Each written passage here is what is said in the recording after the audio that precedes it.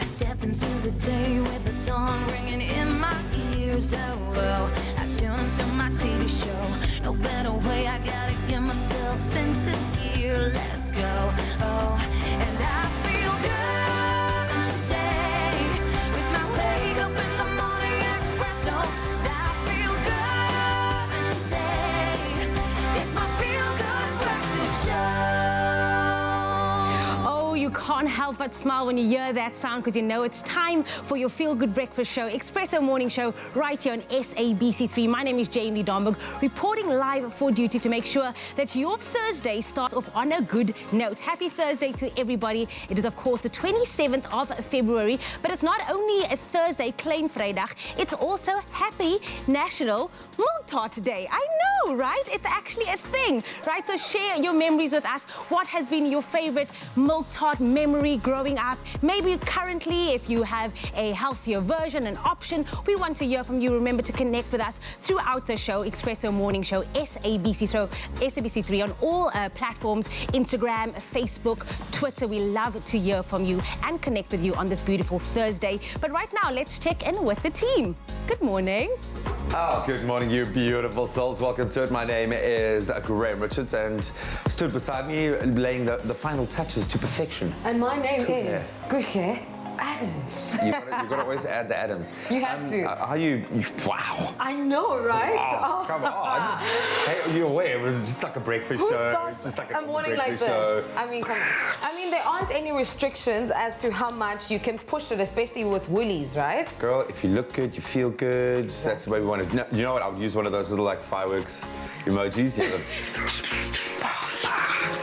but Thank you. Gorgeous. Thank wow, you, man. G. I love this dress so much. It's so comfy. I love how it hugs my body throughout. The little slit detail here also just adds that spice. You know what I mean? You can pair it up with a pair of sandals or heels or sneakers, man, depending how... Yeah. You could actually wear it with sneakers and Exactly. be really cool. Exactly. But no, I love it. Glam it up. It looks awesome. And then you've got like a deep red. I had lips. to for a pop of color. Do you know what I mean? I'm learning. No. And very dramatic lashes. No, you look absolutely gorgeous this morning, and hopefully you feel great this morning, and hopefully you guys at home know, as much as we love having you in our care, you also have the choice to choose how to start your day, what kind of a day you want. So make a choice right now to make it positive, to make it inspirational, and have a little bit of fun with us, because that's what the next 3 hours are all about. Yes. And then, of course, we have the opportunity, we get a front row seat to see all of the latest fashion coming out in Woolies, and it really is cool to be able to play dress up every single morning. If you love a sale as much as we do, you will love Woolworths Quality Sale. It's massive.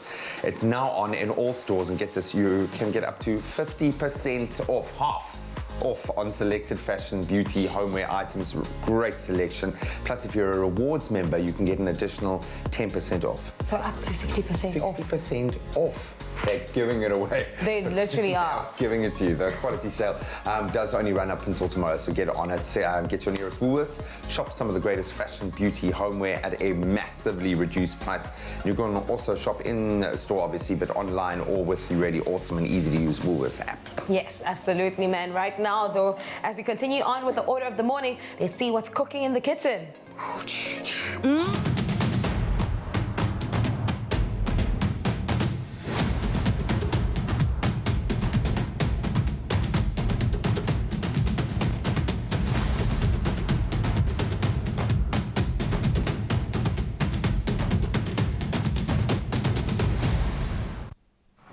Like I said, what's cooking in the kitchen, it is National Milk Tart Day. But what we're going to be making is something with a twist. It's going to be chai latte milk tart. Have you ever had one? I've had a milk tart, but I don't know one. what's specifically special about this one. You know, I like it when we spice things up a bit. Just Yes. take it to the next level. That keyword is going to be tart to 33728. So remember, get your phones ready if you do want to get your hands on the recipe, because it looks amazing. It actually really does look delicious.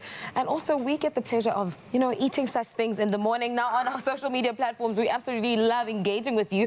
We have put up, good morning, it's National Milk Tart Day. From your favorite local bakery to standing beside your grandmother baking in the kitchen, we all have a milk tart memory. What is yours specifically? What's yours?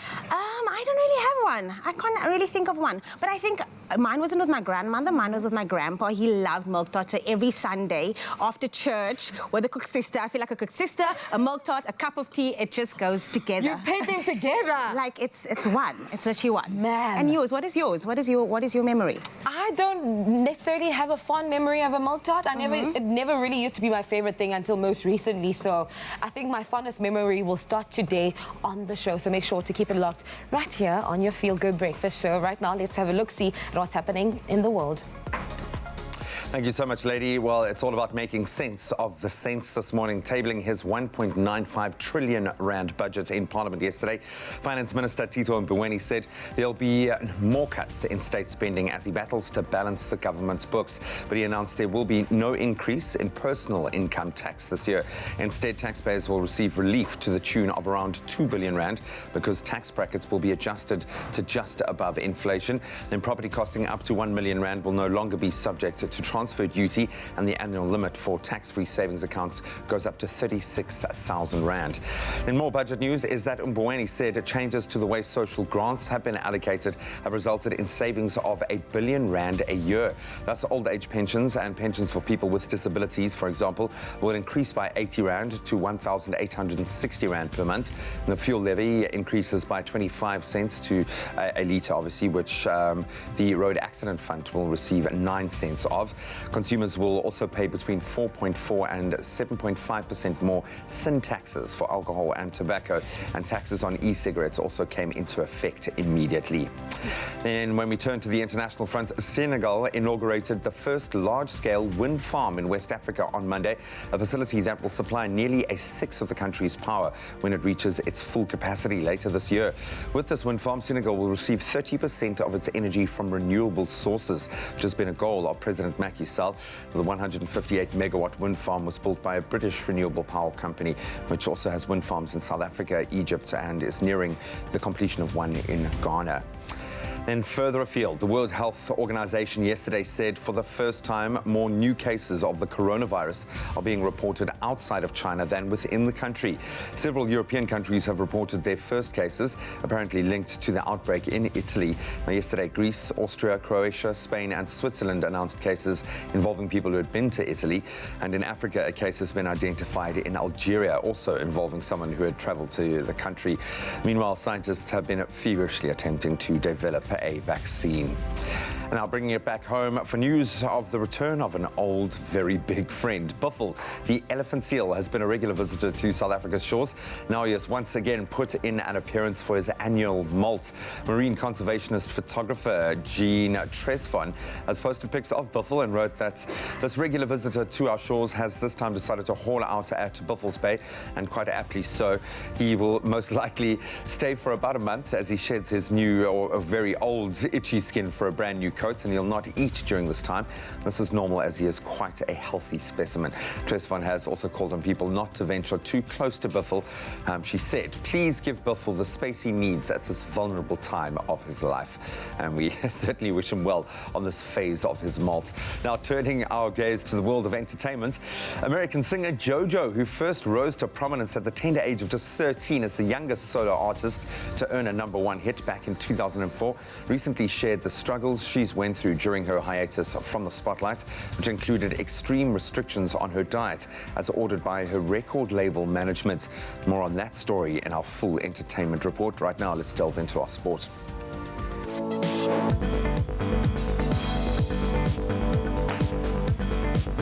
We start with cricket, and Australia registered an impressive 97-run win over the Proteas to clinch the T20 International Series 2-1 at Newlands Cricket Ground last night. South Africa won the toss, decided to field, and then watched as the visitors posted an impressive 193 for 5. In the run chase, the Proteas were bowled out for just 96 runs inside 16 overs, with Rassie van der Dussen posting the top score of just 22.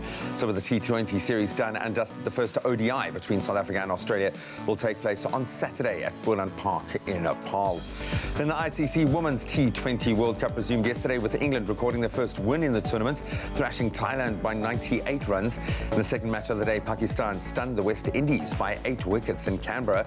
So England now top Pool B and will face second-place Pakistan tomorrow. Well, the Proteas women, they go up against Thailand, and that's happening on Sunday. Then on to football. Bumper evening last night. Man City came from behind, from being 1-0 down, to stun Spanish giants Real Madrid 2-1 at the Santiago Bernabeu. That was in the first leg of the UEFA Champions League round of 16. Los Blancos' Isco opening the scoring on the hour mark, and City's Gabriel Jesus then equalised in the 78th minute before Kevin De Bruyne scored the winner from the penalty spot. Now, other result from last night, French club Lyon, they secured a 1-0 winner over Juventus, and it was Lucas Toussaint scoring the only goal in the first half as the hosts claimed their first ever victory over the Italian giants. Then on to tennis news. 5-time Grand Slam winner Maria Sharapova yesterday announced her retirement from tennis at the age of 32. Sharapova shot to stardom in 2004, aged just 17 at the time, successfully completed her career slam by winning all 4 major titles after claiming the 2012 Roland Garros title. The Russian former world number 1 has hardly played any tennis in the past year due to problems with her shoulder and is currently ranked 373rd in the world. Well, that's where we leave our sporting news for now. Let's take a look at the weather.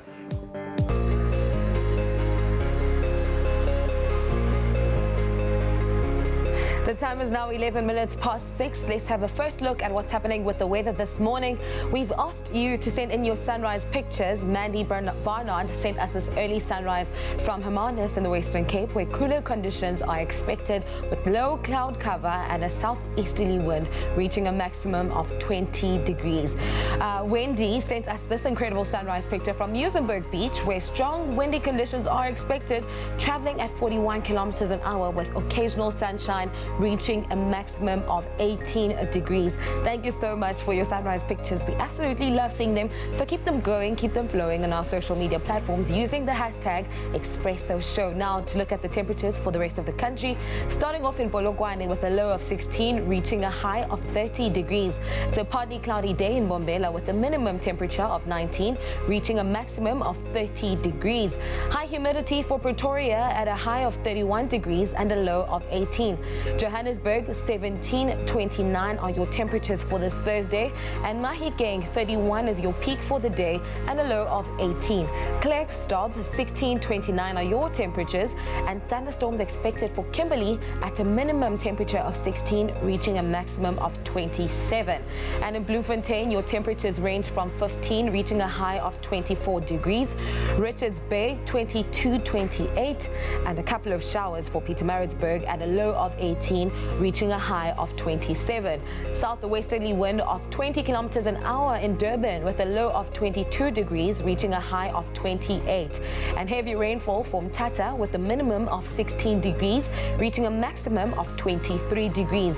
In Mondi in the Eastern Cape, it's a rainy day with a low of 17, reaching a high of 22. Occasional rain for Kredok at 14, reaching a high of 22. Port Elizabeth is also a rainy day with the minimum temperature of 16, reaching a maximum of 23 degrees. A couple of showers for George at 13, reaching a high of 19. Pretty low temperatures in George today. And the coolest start to the morning is in Sutherland with a minimum of 9 degrees, reaching a maximum of 24. Make sure to cover up a little bit before the sun comes out. Southeasterly wind of 39 kilometers an hour in Cape Town with a minimum of 16, reaching a maximum of 21. Now we know how hectic the wind gets in Cape Town, so make sure to hold on to your wigs and your lashes, ladies. It's a sunny day in Springbok with a minimum of 15, reaching a maximum of 28. And the highest temperature in the country is in Uppington with a maximum temperature of 32 degrees and a low of 20. Whichever part of the country you're in, whatever the weather, make sure to have yourselves a fantastic Thursday morning. Oh, wouldn't you like to be in Uppington today? Wouldn't you like to be in Mahikeng today? The temperature's just so nice, hey? Scream summer, hey? Bikini, suntan. Yes. Yes? Yes, No? no. Oh, man. Well, no matter what the weather's like in your part of the country, yes, indeed, be sure to make it a feel-good type of day. Good morning. Uncle Tabs is here reporting for duty. Jamie Lee, good morning. How you doing? Good morning. I'm very good, and you? Good, thank you. And Hello, Princess, my The Queen. I'm good, and you? Ah, very good, thank you. So on Monday, we had such fun revealing our new gifts that are part of our social media plan to have you commenting with the most, I don't know, how shall I put it, the most colorful reactions and memes and gifs on social media when we post stuff, right? And we revealed yours, we revealed mine, we revealed Kute's, Kat's and Graham's, and of course a big call for Princess to have her own gifts. That came through an overwhelming amount of you at home saying, absolutely, sis, Princess must get her own gifts, and we aim to please. We're giving the people what they want this morning, so we finally got yours. No, are you excited to see it? Yes, ma'am. You're going to see with everybody. So the first I like you said, like we went to buy them. Like, we got yours. We went to go get you some gifts. shot hers. We shot hers. So now it's ready. Yeah. The first one, can we see it? Can we see it? Yeah, it's here. There we First go. one. Oh, let's put a caption to that. So what was going on when you were sipping like that? What is the mood for that, Princess? The mood this was for that coffee. It was so nice, man. So nice. So basically when the coffee's so good. Yeah. Getting into that day, the 100% Sips, Arabica. sips tea. When she's shady, also the next one. This is for next you. I one. feel like this one is for you. Yes. Like, So when what is happening? see, Under what situation would you be using that one, Princess? Under what That situation? one What was is for happening? you, no. To To what? do No, what? to what? When? Oh, is this like Say, when Graham is asking for 5 cups of coffee before we've even done half an hour of the show, right? Third one, last one. the let's last see. one is Shuketh. What is going through This your is mind Princess here? every day. That's basically Princess every single day. Am I lying? I was shocked that you came. That you came? No, no. Say it. Say it. Oh, She was Princess. shocked. She was shocked. Always in shock. We Always stand a shady. queen that remains in shock consistently. Now, those are Princess's gifts. They're absolutely stunning. I love them. Put them here. You're in with the A-League, Yes, Princess. So the keyword is Princess if you want us to send you an SMS. In that SMS, you'll have a link. You click through the link. There's a whole batch of these gifts available for you to comment with on our social media, right? Can't wait. You guys must get your hands on it. Remember, SMSs cost R1.50. No free SMSs do apply, but get your hands on it. SMS keyword Princess once again. But no. Yes, mama. Oh, we gotta Your start this green day tea. off. My green Buena. tea.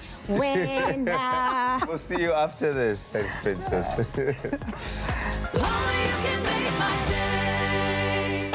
Apply for your American Express Gold or Platinum card and get 20% off your food bill, or a complimentary appetizer, or a free bottle of wine every time you use your card at participating taste restaurants around the country. Apply now at americanexpress.co.za.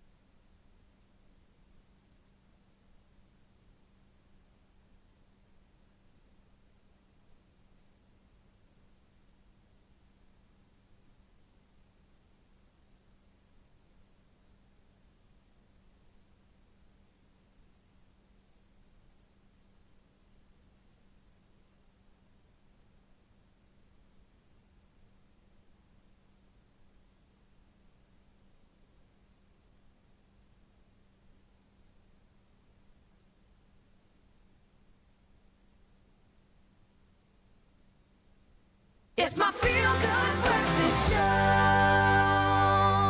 Welcome back to your Feel Good Breakfast show. This is Expresso right here on SABC3. It's a beautiful Thursday morning. It's Klein Vrydag, as Jamie would say. Did I say it correctly? Yes, very good. It's time for us to start the day off on a very positive note. Absolutely. And the person that we're drawing inspiration from is someone that I've looked up in the industry. She started when she was 12 years old from Isidingo, now on an international front, Kym Engelbrecht. I mean, a little girl from Belhar. I love her family, Jodie Butler's sister. Her mommy is so amazing. She is beautiful. Like, look at that face. And absolutely talented. Definitely talented and making waves still in the industry, still current and pushing her craft and honing her craft. But she once had this to say. She said, you are who you are and you do what you do, but you will be what you are meant to be. You are who you are and you do what you do, but you will be what you are meant to be.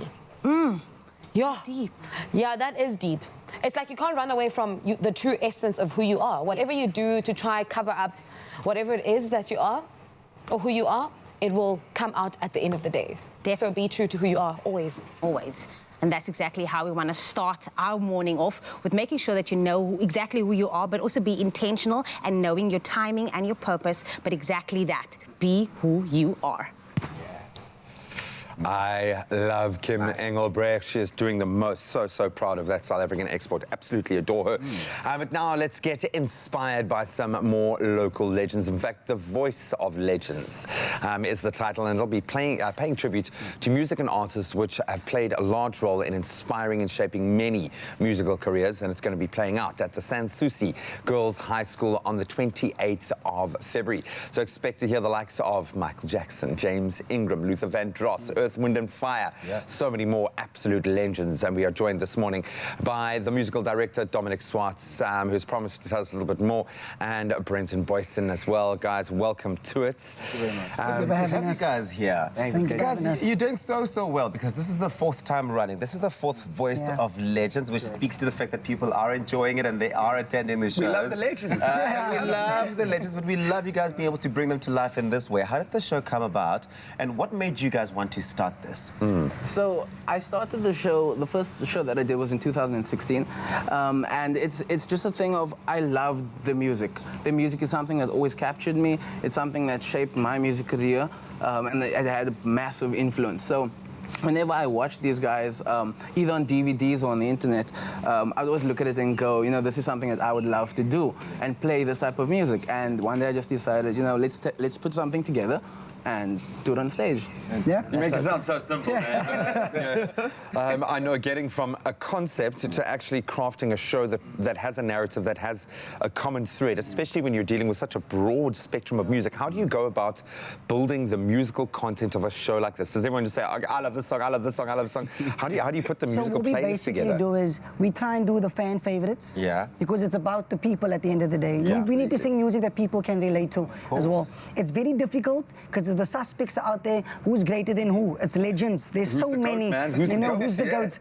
So we try and base it around Michael Jackson, Earth, Wind and Fire. We try and get their best hits, and we try and put it together and form something amazing. And then hopefully, like I said, it's the 4th time it's running, so it must mean something. Something is going right. But guys, putting together a show like this must be difficult in terms of rehearsals and all of that. This time around, you've got the girls from Sansusi Girls High as backing dancers, #1. Then you've got the Sansusi Jazz Cats, who are also a part of the mix there. Whew.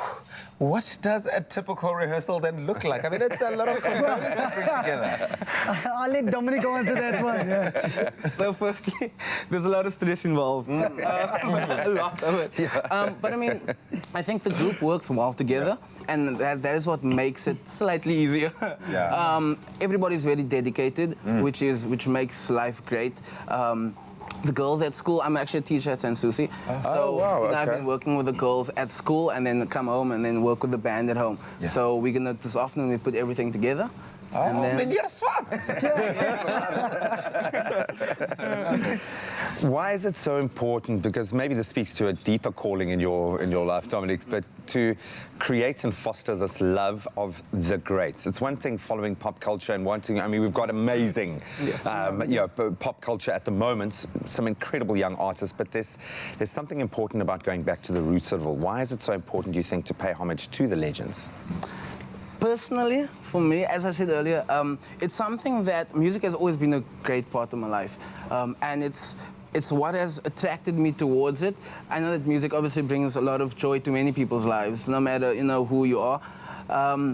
So just to bring back some of the old things that connected, I feel that the old school, so to speak, connects with people a lot more, especially the older generations. But even still today, some of the younger youth, you know.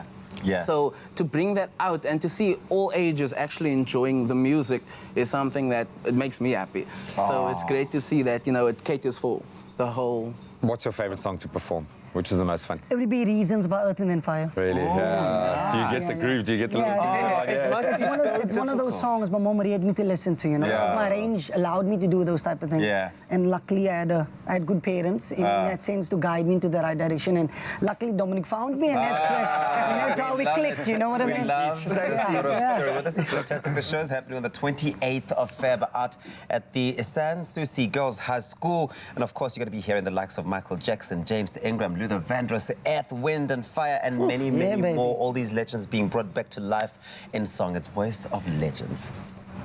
Only you can make my day.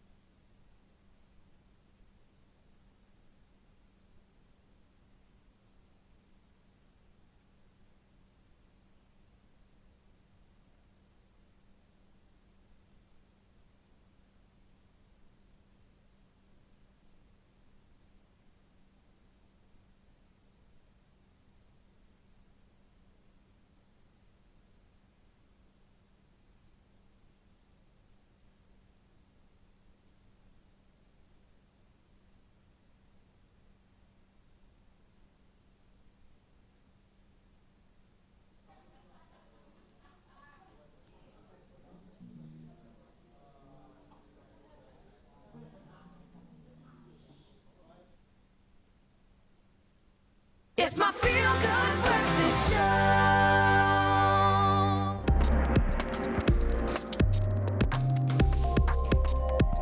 Welcome back to your Feel Good Breakfast show right here on SABC 3. Listen, man, it's a beautiful Thursday morning, and when you hear that sound, you know exactly what time it is. It is time for us to delve into the world of tech news. What's happening? Yeah, man, this one I think really important because of the message that it sends. Facebook will no longer permit ads that promise a cure for the COVID-19 coronavirus because there is no cure. Facebook said in late January that it'll work to limit the spread of misinformation and harmful content about the virus, and then connect people to helpful information that can actually work in the right direction. This included using Facebook's network of third-party fact-checkers to identify misinformation about the virus and removing content with false claims or conspiracy theories that have been flagged by leading global health organizations and local health authorities. Well done, Mark Zuckerberg. There's also been an increase in malware and spam campaigns related to the coronavirus. Of course, as soon as we sensationalize anything, people just lock onto that, including phishing sites that promise detection tests for the virus, as well as malware that promises to report the spread of coronavirus in Japan, and instead points people to download a malicious email attachment. We say this every time we talk about fake news, malware, protecting yourself online. If it sounds too good to be true, it is almost 100% not true. Exactly. I mean, you know what, with social media, there are positives and there are negatives. This like news spread like wildfire on social. People feed into a lot of things. Just don't, if it's presented as a news story on social media, chances are it's not actual news. Yes. Just take that as a basis point. But if you want to confirm, I mean, you can like look into credible news sources. News sources for you to actually confirm whether or not that the real, I mean, the news are real. Because we don't have a cure for the coronavirus as it stands, hence why there is global panic. But don't buy into that, and worst yet, don't spread that kind of malice. But I think most importantly, don't trust anything asking you to go to a particular site. I think phishing, for information is one of the biggest dangers we face. Information being stolen from us, our identity being stolen from us. So just protect yourself. Oh, from the world of social media and tech to innovation. We've said it before and we're going to say it again. But the truth is, Samsung has won 2020, and I think, to be honest, everyone else is just competing for second place, eh?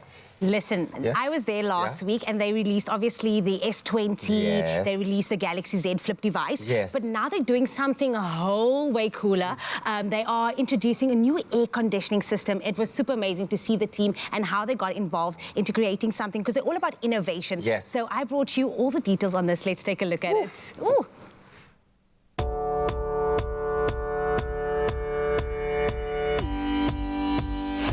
Just take a moment, guys, because Samsung is already owning 2020 with a brand new release of the S20 and the Galaxy Z Flip devices, but also their brand new ambassadors, of course, our very own Ms. Zozibini Tunzi and Bonang Mateba. Today, they launched their brand new energy efficiency air conditioning system.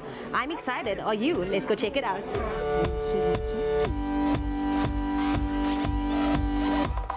Rob, let me just start off by saying congratulations to you and the Samsung family. I mean, it's a new era, a new decade. What does it mean for innovation in the brand itself?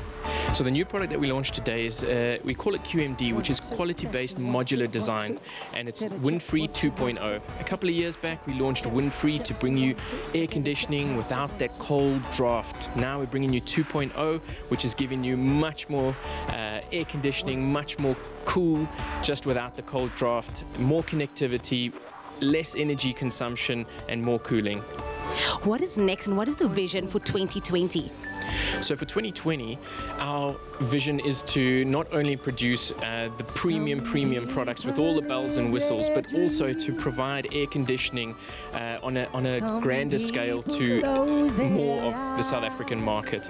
It's normally seen as a luxury good in a South African home, but with the climate the way that it is and the uncomfortable feeling of trying to go to sleep with really, really hot weather, we want more people to experience the benefits of Samsung air conditioning. Got me so excited. I want to know, why must I get my hands on the product today? So if you don't go today, you're going to miss out, because the new products are amazing. The air conditioning that you get to bring you that comfort and all-round comfort, whether it's a summer and it's blazing hot and you just want to cool down, or it's winter and you actually need to heat up the room, the best way to do that is with a Samsung air conditioner. We know climate change plays a huge role in society, but why was it so important for you guys to create a product that is energy efficient? Energy costs are not coming down anytime soon. At this point in time, you really want something that's going to maximize your spend. So you want to use less electricity and get more cooling power out of that air conditioner, and that is what Samsung is providing for you. I think one thing that stood out for me today is that it eliminates allergens and dust. I think sinus is real, but of course, let's find out what other people thought of this product. Vicky, Samsung is known for innovating, but of course today, a brand new release of an air conditioning system. What are you guys looking forward to the most about this product? I think it's just a case of looking to see what Samsung has brought out, the new units, the new air conditioning range. So we're very excited to see what the new models look like. And also the new wind-free range, which is the new unit, new shape. So we're very excited to see all about the new features and all of that. It's getting hotter here. When I came 6 years back to Johannesburg, it was not that hot. But now I think air conditioning is a requirement that we need to have in our homes.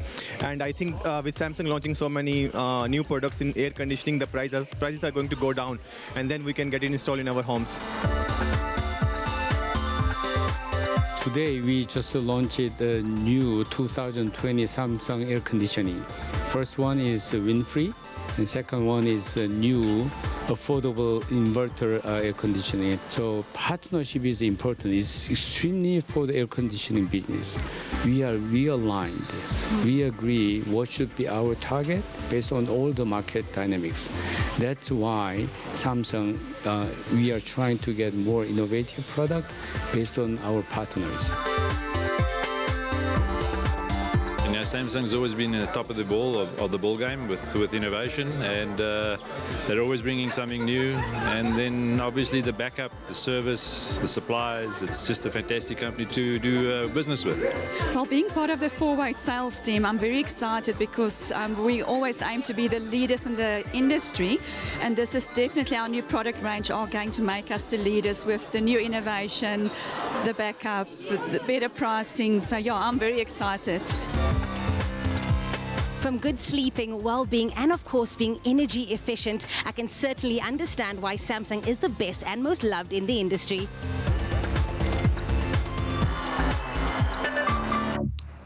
When do they catch a rest at Samsung? I mean, Always coming out with all these products, coming up one with new after the other. innovations. I want to say, most importantly, my house is hot, eh?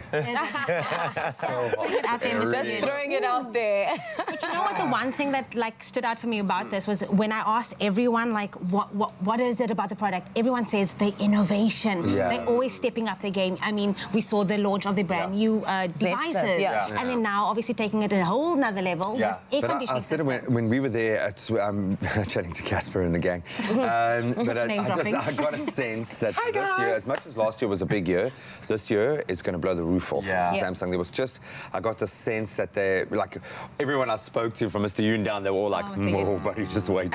Oh, you just wait and see. I think it's a massive year for innovation for the Absolutely. company. Also, Mr. Yoon said he's coming back for a Gatsby to studio in 2 weeks' time. So, Mr. Yoon, Mr. Yoon, you're always welcome here. It's not really easy to carry, but my house is hot, eh? It's so hot.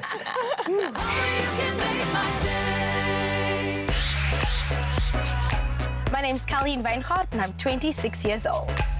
The reason I entered Tropica Island of Treasure Season 9 is because I watched the previous season and it looked like so much fun, and I think I really need an island vacation. How I'm preparing for the island and the challenges that are going to be there, I'm doing a lot of mental activities to keep my brain sharp, and I've started hitting the gym really hard.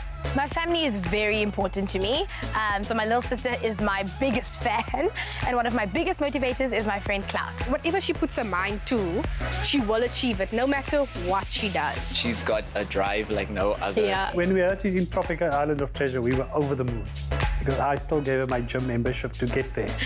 They were super excited when I told them that I'm going to enter Tropica, and then when I finally told them that I got it, they basically jumped out of their seats. So I think they're very excited to see what this journey holds. Watch me on Tropica Island of Treasure Curacao, coming to you soon on SABC3.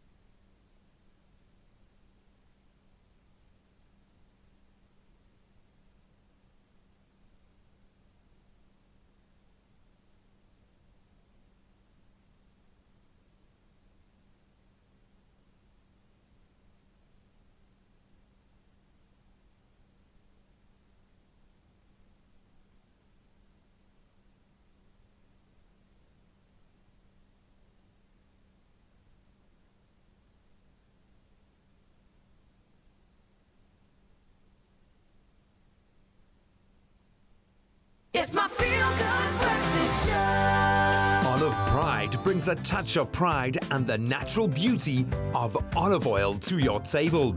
Made with love by Clover.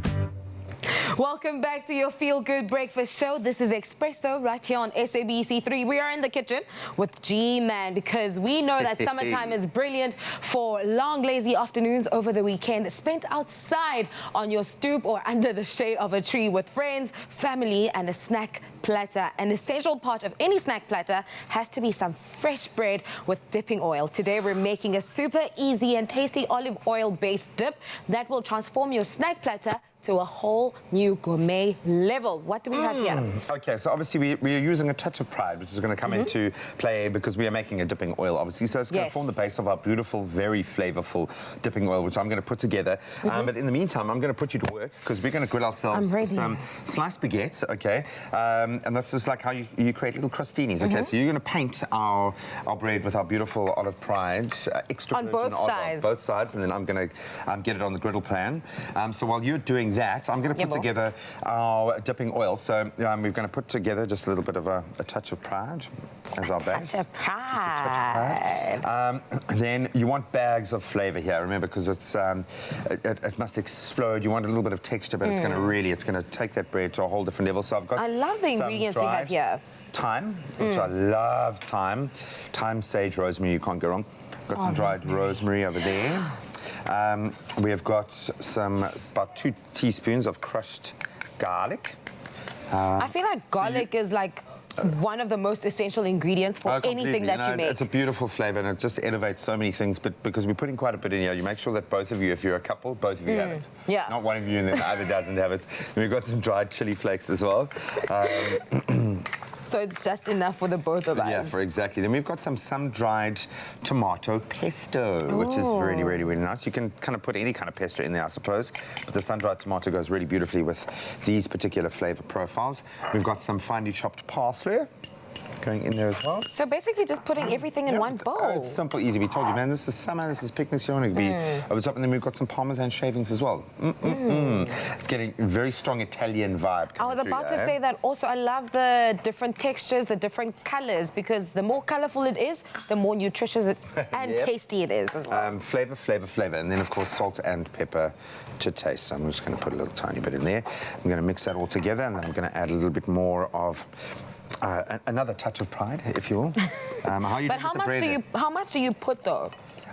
Look, I suppose it's I mean, we probably have an exact measurement in our recipe list, but you want to be able to coat the bread, get it into the bread nicely, and look at that. Look how cool and vibrant and amazing that is. I love that. Absolutely love that. Now, the Clover Extra Virgin olive oil is made with a blend of 4 olives for a unique flavor and aroma. It's low in saturated fats, cholesterol-free, and a rich supply of antioxidants. High in vitamins E, A, D, and K, and helps in the fight against heart disease and stroke. So it's a nice, healthy snack on top of everything. It's beautiful. It's certainly very nutritious. Thank you. Well done. You're very well buttered. I worked so hard to do that, so I hope you appreciate it. You're literally going to you want to create those lovely little griddle marks. So a griddle pan is great, but you could toast it in the oven if you wanted. You basically just want to get it nice and golden brown and toasty so that it becomes a great kind of sounding board for all these beautiful flavors. And look at that. You see how amazing does that? I love the consistency. Look, and have a little smell there. Hey, does that not explode? Oh, you know which ingredient jumps out? Absolutely. What? It has to be the rosemary and the garlic for me. It just like has that. Oh, it's amazing. And this will keep for a little while as well, so you can just, if you make a huge amount of it, you can just keep it in a big glass jar and then just keep snacking on it. It's absolutely amazing. So the keyword here is Clover. Yes. The SMS, the keyword Clover to 33728. They'll send you a link. You click on the link and you'll get the exact measurements of all of the ingredients that go into it. I kind of winged it a little bit, but it's come through absolutely It's coming together absolutely deliciously, so I don't mind. But it really is easy peasy. So easy peasy, lemon squeezy. Take a look at how we created our beautiful dipping oil. No lazy Saturday afternoon can be complete without a delicious snack platter served at sunset with good friends and family. Make this Olive Pride bread dipping oil for your next sunset occasion. Drizzle Olive Pride extra virgin olive oil over sliced baguette. Brush to coat evenly and grill the bread on both sides until toasty and golden. While the bread is in the griddle pan, make the dip. Add a touch of pride to a blender. Add 2 cloves of minced garlic, followed by 2 tablespoons of sun-dried tomato pesto, half a teaspoon of dried rosemary, half a teaspoon of dried thyme, 1 teaspoon of chili flakes, a handful of chopped parsley, 3 tablespoons of grated parmesan, and salt and pepper to taste. Blend until smooth. Enjoy this flavorful dipping oil with freshly baked baguette, cold meats, clover cheese, pickles, and whatever else tickles your fancy. Made with love by Clover. Wow. I hope you're not burning. I'm not. Gee. Wenna, it's not. Check. Perfect. Oh, okay. Perfect. I'll flip it. But that's good. It's vigilant in the kitchen. So that's what You you're have to looking be for. Oh, it smells so good. You've earned the right to have a little. Do you want a little taste? I would love a some little freshly- taste. Look at that. I would literally like spoon it on. There's no other way, I think. And the key word again, Clover to 33728, and you can be crunching your way through this amazing, beautiful olive oil dip. Wow. Hey? You're missing out. Dipping oil, I'm going to give Taste. it a good go. Just dive in there. Yummy. Olive Pride brings a touch of pride and the natural beauty of olive oil to your table. Made with love by Clover. Well, that looks really, really delicious, guys. Yes. But, Princess, I know that you got me sorted out on this side of the building. Yes. A treat for me, a blueberry muffin, I believe. Yes. When did you bake it? Today, this morning. Yeah. A girl that wakes up very early in the morning to make our very favorites and our very best. Thank you so much for this, Princess. What are you going to have? Are you going to have one as well? Yeah. Have a poppy seed muffin one. Poppy seed Yeah, have a poppy seed muffin one. We're going to take a quick break while I snack and munch on this delicious McCafe blueberry muffin. We're going to be celebrating your birthdays after the break, so you want to make sure that you stick around. See you just now. Rise and shine. There's no better way to wake up other than with Mackie D's for breakfast. Download the McDonald's app for delicious daily deals and start your day the right way.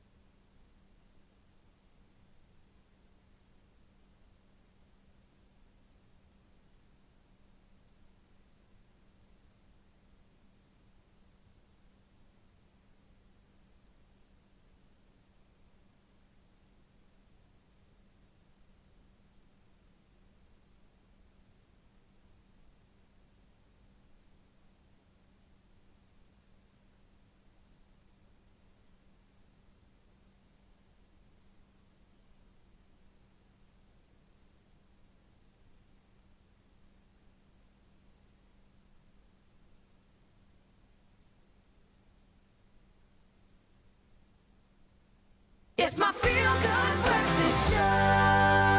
Happy birthday, a very happy birthday to you. A very happy birthday to you.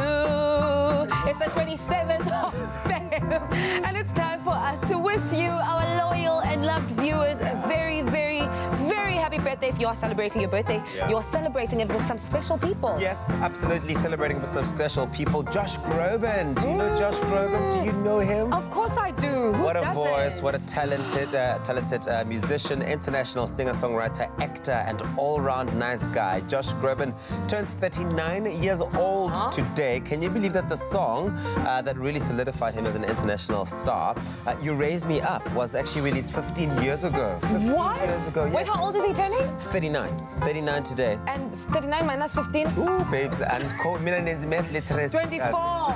So he released that song at 24. Wow, he was still young. So happy birthday, Josh Groban. Of course, Nas Puerta, a very local star. And of course, he is a local legend from the world of rugby. Happy birthday to Nas Puerta, who turns 62 years old today. Can you believe that? I remember that World Cup in 1995, like it was yesterday, seeing those visuals of him. But of course, these days, he spends most of his time as a rugby analyst. But back in the day, he was known for having one of the deadliest boots in the game, scoring more than 300 points for the Springboks over his career. He's done so well for us. So well. He's lit. Yeah, he's lit. He love turns 62. He turns 62 today, so happy birthday, Happy Nas birthday to Puerta. you. Now to our main celebrities, which is you guys, our viewers. Let's continue on with the birthday wishes. We're going to start off with the video that we love seeing. This one comes from Nicole Wakefield to Olivia. Let's check it out.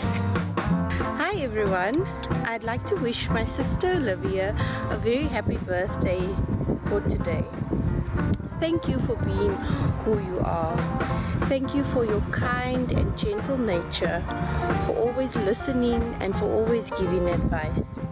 I really appreciate you and everything that you do. I'd like to wish you everything of the best for today and always. Love seeing those videos. So sweet, man. Happy birthday, Olivia, 41 years old today. Nicole, thank you for sending the video. Also, it's Luando's birthday. Is Luando in the house this morning? Luando is one of our team members here on the show. Oh, she's one of our colleagues. Absolutely wonderful. God has made today a start of something beautiful, a new dawn and a fresh start. Exploit and conquer everything that comes your way, darling. Happy birthday to you, Luando, from Umalwande. Absolutely beautiful. Happy birthday. We love you. We love you, Luando. This one goes to Tanyel, a very special lady, my sister-in-law, Tanyel Tony Manuel. Tony Manuel was born today 35 years ago. Happy birthday, sisterhood. May you have a super special day from Jade, Ikshan, Keisha, Veron, and Jaysha. Happy birthday to you. It's also a big birthday today. Happy 70th birthday to my super dad, Michael. May God keep on blessing you.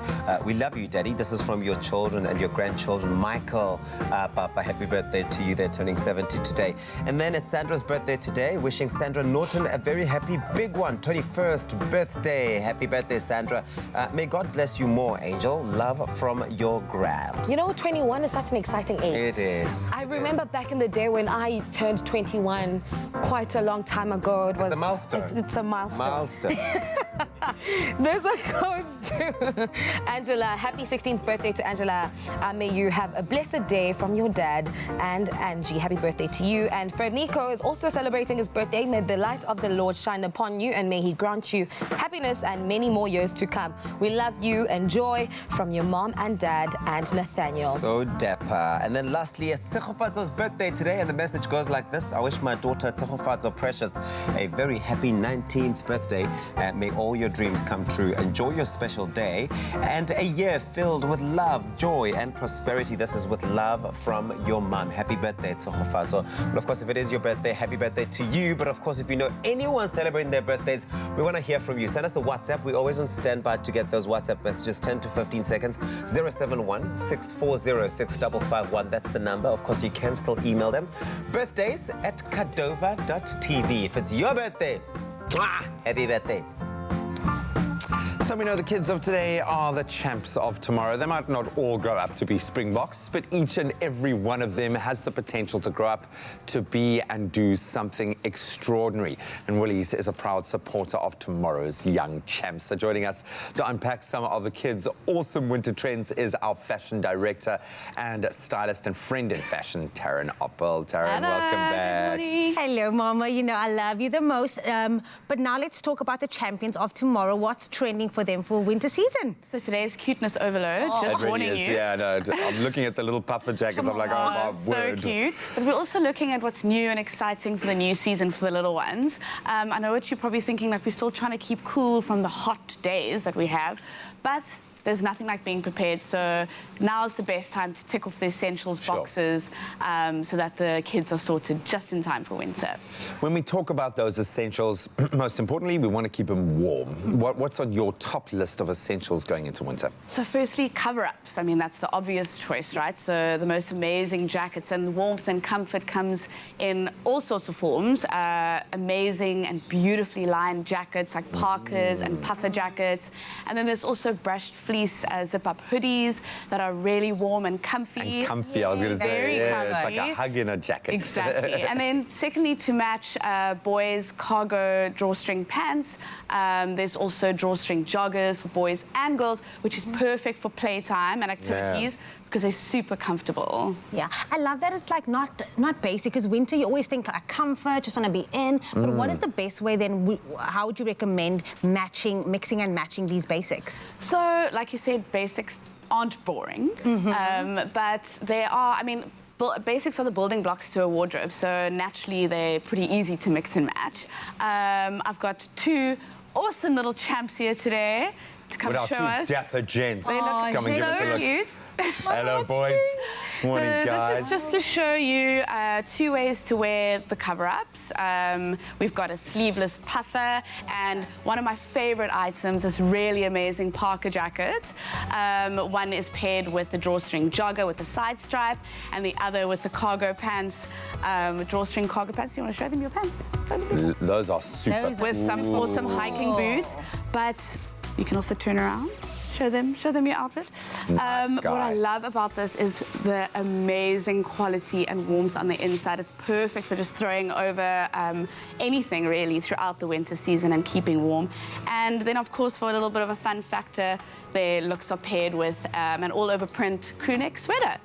I love that, man. And it's all about layers, I suppose, especially for a young'un that's going out there to play hard. You know, you've got to be able to, when you start to work up a little bit of energy, you've got to be able to kind of layer off as well. And then also just easily throw it off, you know? Yeah, completely. When they're getting a little bit too energetic and happy. I gotta say it. Fashion forward. It's not like you said, Very much so. It's not boring, It's not boring at all. Well, it's on point, man. I'm loving the high tops. I'm picking up some fashion inspiration for myself. For yourself. But this is a good way to kind of inspire yourself to look at things slightly differently, and it's awesome. Don't ever forget that your child enjoys to express themselves through their fashion, so you know they can have an input on what they want and what they like. But I think the most important thing here is that you're keeping them warm and comfy throughout winter. Taryn, super cute.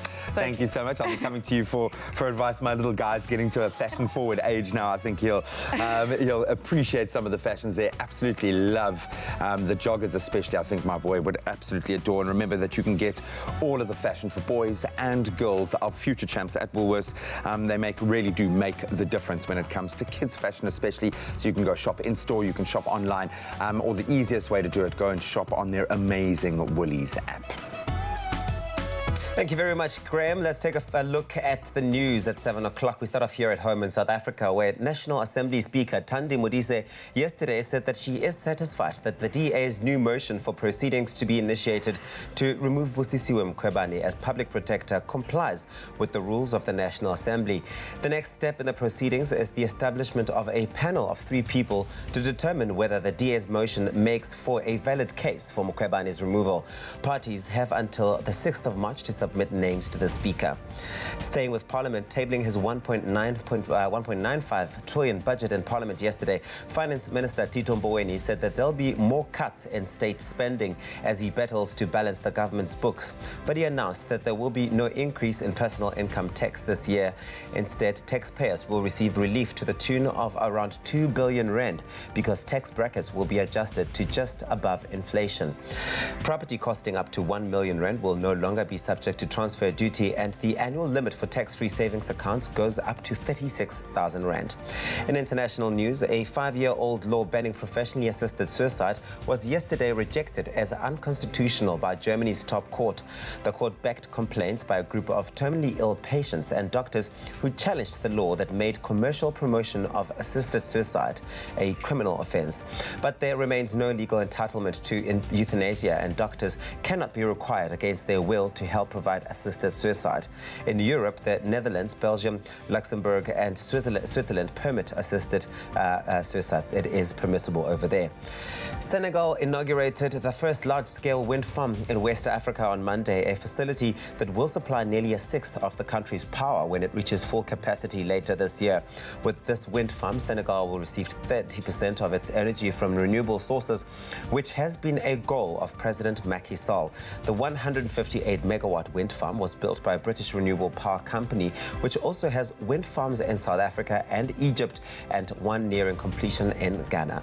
And now news of a South African whiskey retailer making history. For the very first time, a South African retailer has been awarded the Single Outlet Retailer of the Year at the Icons of Whiskey Awards presented annually by Whiskey Magazine in London. The definitive specialty whiskey store, Whiskey Brother, situated in Hyde Park, Johannesburg, took the honours and will now compete against the country's winners of Scotland, America, Ireland, India and Australia for the World Icon title.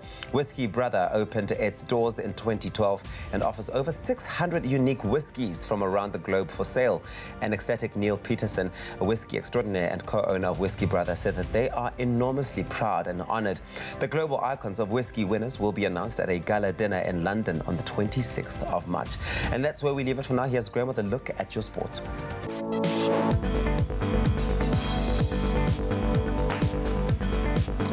We kick it off with cricket. Australia registering an impressive 97-run win over the Proteas to clinch the T20 International Series 2-1 at Newlands Cricket Ground last night. South Africa won the toss, decided to field and then watched as the visitors posted an impressive 193 for 5. In the run chase, the Proteas were bowled out for just 96 runs inside 16 overs, with Rassie van der Dussen posting the top score of only 22. So with the T20 series now done and dusted, the first ODI between South Africa and Australia will take place on Saturday, and that's at Bullen Park in Paarl. Staying with cricket, the ICC Women's T20 World Cup resumed yesterday, with England recording their first win of the tournament, thrashing Thailand by a massive 98 runs. In the second match of the day, Pakistan stunned the West Indies by 8 wickets. That was in Canberra. England now top Pool B and will face second-place Pakistan tomorrow, while the Proteas women, they go up against Thailand on Sunday. Then on to football. The big guns came out last night. Manchester City came from being 1-0 down to stun Spanish giants Real Madrid 2-1 at the Santiago Bernabeu, and that was in the first leg of the UEFA Champions League round of 16. Los Blancos' Isco opening the scoring on the hour mark before City's Gabriel Jesus equalised in the 78th minute before Kevin De Bruyne scored the winner from the penalty spot.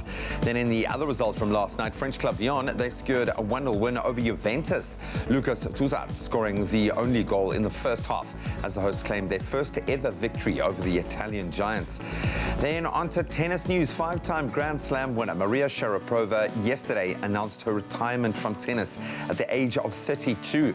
Sharapova shot to stardom back in 2004, aged just 17 at the time, successfully completed her career slam by winning all 4 major titles after claiming the 2012 Roland Garros title. The Russian former world #1 has hardly played any tennis, though, in the past year due to problems with her shoulder, and is currently ranked 373rd in the world. That's where we leave our sport for now. Let's see if the roads have woken up.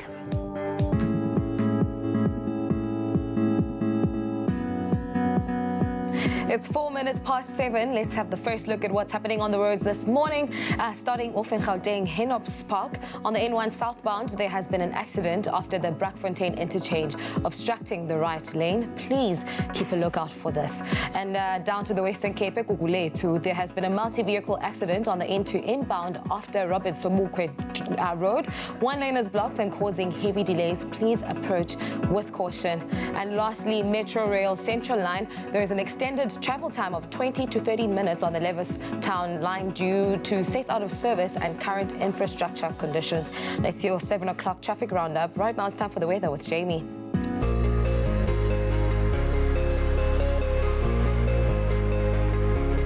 It's it's a beautiful Thursday morning here on your Feel Good Breakfast Show, and we've asked you to send in your sunrise pictures this morning. Now, one of our regulars, Nancy Govender, sent us this amazing sunrise from Umkomas in KZN, where a couple of showers are expected today and a thunderstorm in the evening, reaching a maximum of 27 degrees. Now, James Turner also sent us his stunning skyline from Durban, where heavy rainfall can be seen throughout the day, with mainly cloudy conditions and cooler conditions, reaching a maximum of 28 degrees. It looks like it's going to be a beautiful day wherever you are, but let's take a look at the rest of the country, starting off in Polokwane with a low of 16, peaking at 30 degrees. If you find yourself in Umbombela today, your low is 19 with a maximum of 30 degrees as well. Now, high humidity can be expected for you, Pretoria, ranging from 18 to 31 degrees. Johannesburg, 17 29, Mahikeng, 18 31. And if you find yourself in Klerksdorp this morning, your low is 16 and a maximum of 29 degrees as well. Now, thunderstorms can be expected for you, Kimberley, ranging from 16 to 27 degrees. Bloemfontein, 15 24, and Richards Bay is 22 28. Now, a couple of showers expected for you, Pietermaritzburg, with a low of 18 and a maximum of 27. A southwesterly wind coming through to Durban with 20 kilometers per hour, with a range of 22 and 28 degrees. Now, heavy rainfall expected for Mthatha with a low of 16 and a maximum of 23. East London, 17 22. Occasional rain can be seen for Cradock today with a low of 14, peaking at 22 degrees. Of course, the beautiful Port Elizabeth is 16 23. A couple of showers expected for George with a low of 19 and a maximum of a low of 13 rather, and a maximum of 19. Now, the coolest start to the morning can be found in Sutherland with an all low of 9, peaking at 24. A southeasterly wind of 39 kilometers per hour for the mother city Cape Town today with a low of 16 and a high of 21. Worcester, 15 24. Springbok, 15 28. And the highest temperature in the country can be found in Uppington today with an all low of 20, peaking at 32. But of course, whatever the weather, wherever you find yourself today, make sure it is a feel-good kind of day. So tomorrow at Sanssouci Girls High School, the unexpected band stood around me right now will be bringing to life and paying homage to some of the true legends of the game, those musical talents that helped shape their musical journey and fed their success, and an opportunity for us to hear some standards by some of the greatest like Luther Vandross, Michael Jackson, and right now they're going to give us just a little taste with Toto's I'll Be Over You. Some people live their dreams. Some people close their eyes. Some people's destiny passes by. There are no guarantees.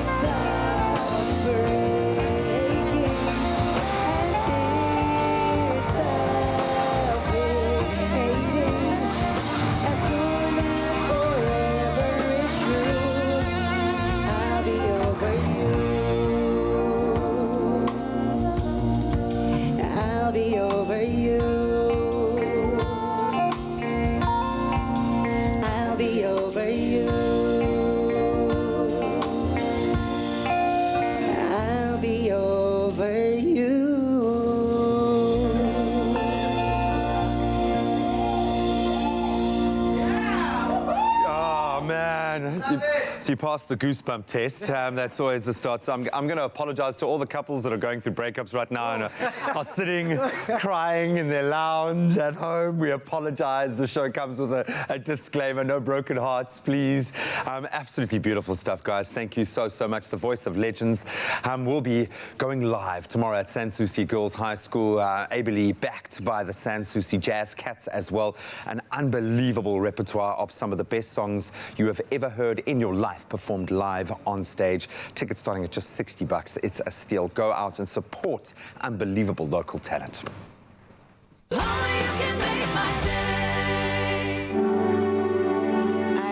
never met someone with a heart like this.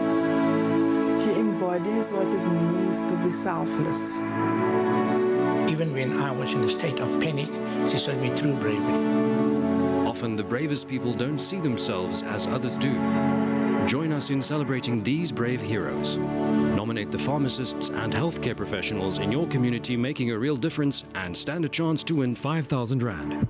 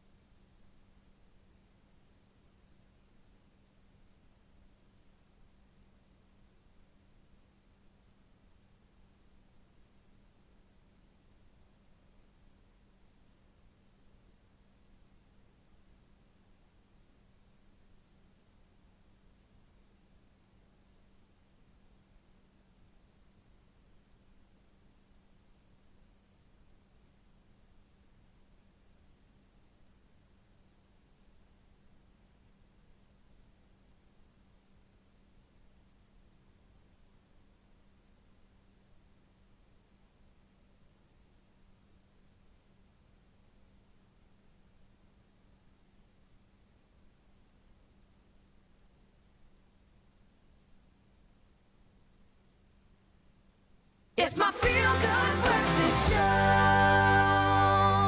Welcome back to your Feel Good Breakfast Show, everybody, here on SABC3. It's a beautiful Thursday morning, and we're speaking all about positivity and body positivity. Now, there are so many unspoken and unrealistic beauty rules that we're expected to follow, like smooth skin, no stretch marks, no birthmarks, and even skin tone. Now, the Gillette Venus My Skin, My Way campaign is a celebration of those who are taking full ownership of their skin and are not afraid to show the world the imperfections that they've been conditioned to hide.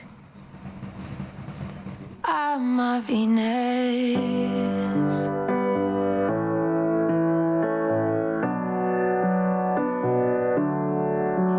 She's got it, baby, she's got it. I'm a Venus, I'm my fire, my desire.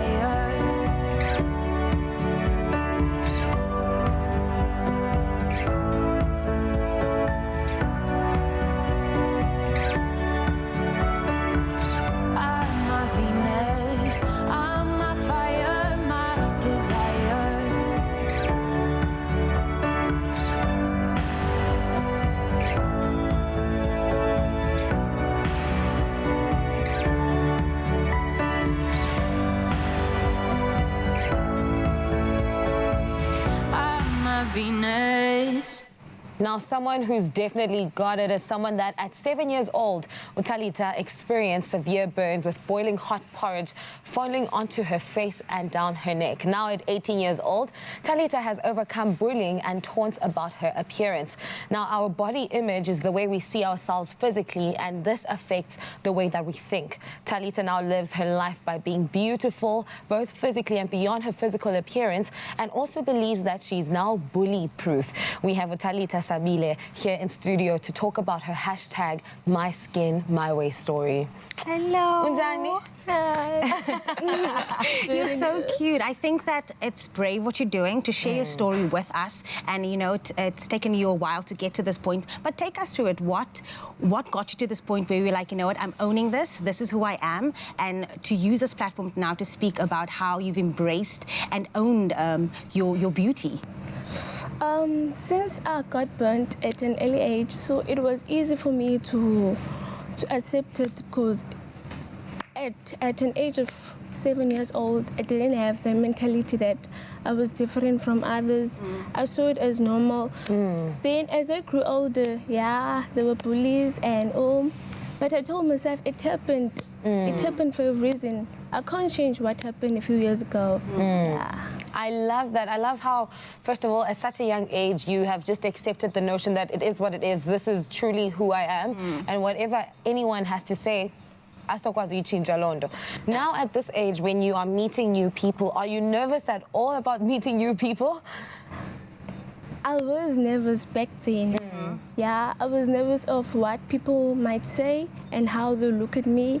But now, I have accepted myself, yeah. I have scars, yeah. I don't care what people might say, and yeah. Girl, preach, preach, preach. And you also spoke briefly about being bullied through, like, when you were a bit younger. What message do you have for bullies out there now that you're, like, fierce fire? You're just like, this is who I am, girl.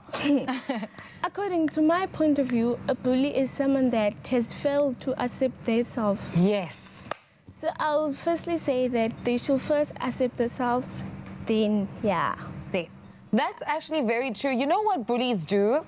What bullies do best is that they like to impose their beliefs on other people, or their insecurities on other people, and they don't like to see people flourish and accepting who they are. And you have a very strong and positive message to send out there to young girls also who are struggling with other insecurities, also just above and beyond their physical appearance. When Talita, what can you tell other young girls growing up who are struggling to accept themselves, whether they are struggling with their body image or just with insecurities in general?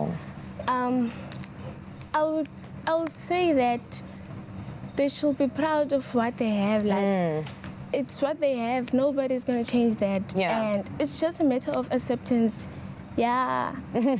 Did you ever think you'd get to this point one day, like growing up? Did you ever think, like, at 18 years old, I'm going to be now talking about what I went through and spreading my positive message? No. No? No, but now you're obviously taking full ownership of where you've come and embracing that, right? Yes. And I mean, you're doing very well in school. We see that you are a mediator in school. Hey. So has the bullying ever in any way affected your progress eskolweni? Or Ganya, you just overlook everything? Yeah, in grade 6, I wouldn't say it's the bullying, because I was new at the school and it was an English school. I was new to the closer school. Yes.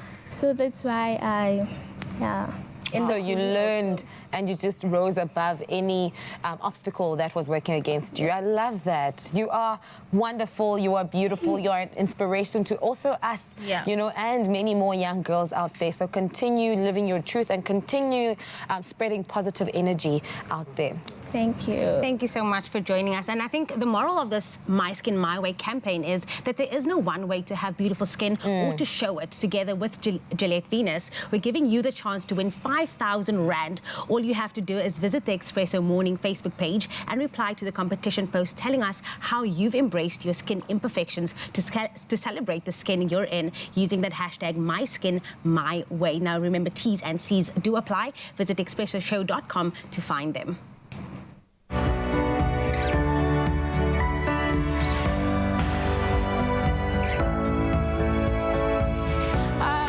Venus.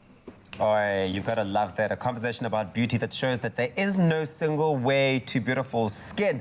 And continuing on that self-love, appreciating your skin and your body, we turn our focus over now to this young lady. She is a Pretoria native. Her name is Bontle Jugu. She's done such an incredible job putting together a photographic exhibition that speaks about the appreciation of self and the portrayal of black beauty in the media in general. It's titled My Skin, My Logo. Yeah, whether it's with fashion photography that raises questions about how we view fashion and our bodies, to incredibly haunting portraits. She really is an amazing artist whose work has obviously garnered a lot of attention at the moment, but it also earned her seat in the Design Indaba's Emerging Creatives program. She is brilliant. Take a look.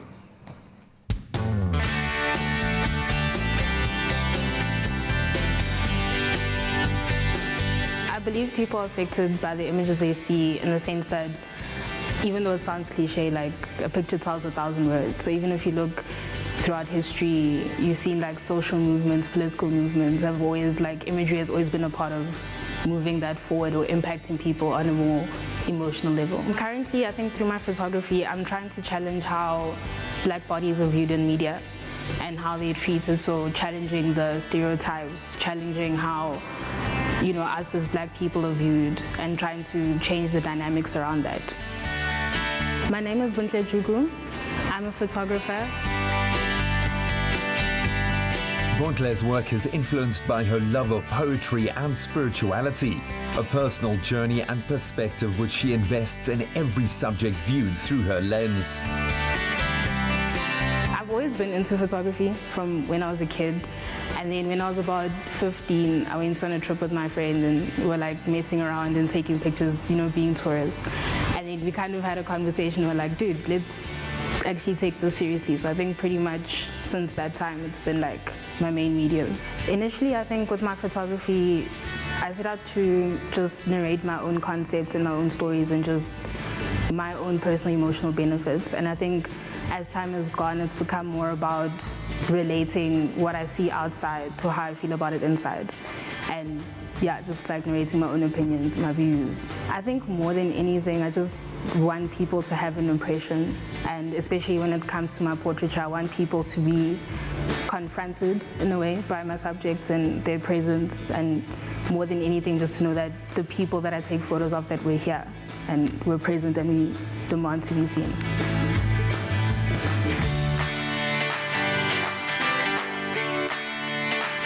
I believe photography is different from other art forms because you can depict life live and raw as it is, but equally it allows you the privilege to create your own worlds or create your own narratives and manipulate it. And I think photography in itself is powerful because we see ourselves in imagery. It's more real, it's more tangible than other art forms. Outside of her more conceptual work, Bontle also creates content focused on fashion photography, in which she continues to create conversations around African standards of beauty.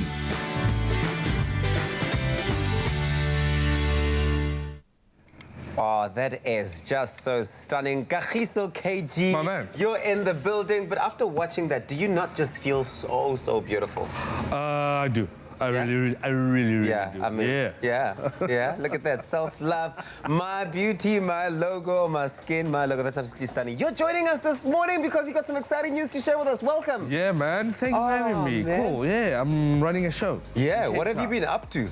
I've been working. I've been traveling. I've been traveling the continent. It's been fun. Yeah. And I'm trying to bring the continent down to Cape Town. Yeah. Come through. Bring the continent of Africa down to this Cape Town. But of course, we have to set you up with a cup of coffee. Sis Princess, what have you prepped for KG this morning? Mommy, I'm gonna eat cappuccino. She already made it! What are you talking about? See, this is the benefit of coming here all the time. There's a show coming up and you don't want to miss any of it. She's going to be telling us all about it right after this. Cheers, KG, man. Cheers. There we go.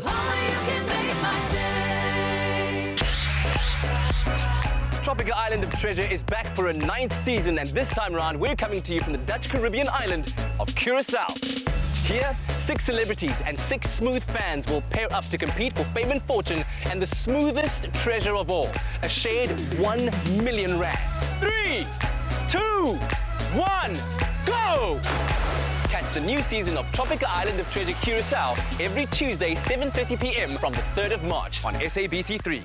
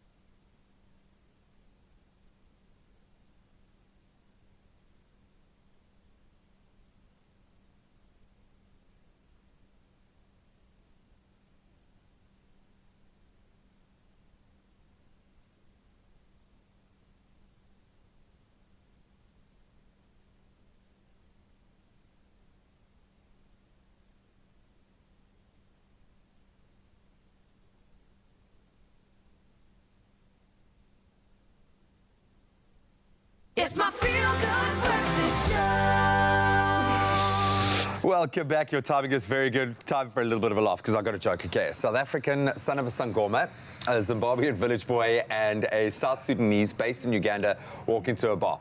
No, they actually walk into Cape Town. They bring down the house with laughter. Mzansi comedian Kym Engelbrecht has brought two of his funniest friends, and I can say they are really funny because I've known them for all of 30 seconds and I've laughed non-stop. And they come from the continent at large. They've come down to the mother city for a one-night only comedy showcase called Tall, Dark, and Fatsome this Friday. Now, joining us here this morning, KG, Long John, and AK Dams. Man. I can already tell we're going to be laughing from start to finish. But KG, why was it so important for you to present a Pan-African show and a production like this in Cape Town specifically? You know what? It's because I didn't want Cape Town to be left out, right? There's huge collaboration happening in the continent between comedians, you know what I mean? From, I said, Joburg up. Right now, there's two comedians in Dar es Salaam that are based in South Africa. There's a comedian going to Kigali tomorrow, Second Life. I've spent last year doing East Africa and sort of thing. So, yeah, I don't want Cape Town to be left out. I think the audience wants to hear something new and fresh as well. You know what I mean? Like you want to hear Ugandan jokes from Ugandans. I think that's very cool. You know what I mean? From a South African. I think we've made enough Zimbabwean jokes. Let's get a Zimbabwean guy to tell us the real story of what is actually going on. Because funny is funny. I think that's what always blows me away when I see anything international is you realize how we're all exactly the same, man. Although some of us aren't quite as tall as Long John. Or as dark as AK. Or fatsome as KG. Dude, the Steve Harvey stand-up spotlight competition. Yeah, man. That, I can see how proud you are. You have no idea. You have no idea. That's big. Yeah. Steve Harvey is big. Yeah, it's crazy. Picture of the two of you guys there. Through that, how did that come about, and how were you able to conquer the world? Well, the thing is, I found a competition online. Steve Harvey was hosting it, so I just entered. You know, and then they actually selected my video to be part of the competition. I was actually the only African in the competition. Wow. And then as soon as the voting started, was open, people started voting, and then I won it. And I actually got to meet Steve Harvey and spend the day with him. Well, yes, we're seeing the photos, so it's definitely... It's not Photoshop. It was beautiful. I can see you cradling your award. Like Definitely.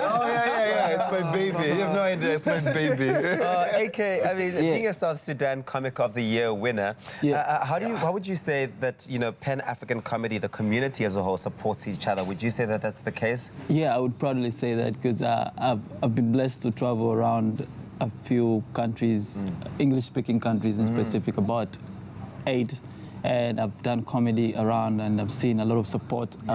Especially South Africa, there's so much love in South Africa. There's so many people that see your face, a new face, and they just want to buy you drinks. They just want to kill you. They just want to get you everything just because you're a comedian. Did you say they want to kill you? Yeah, they want to kill you. All the drinks.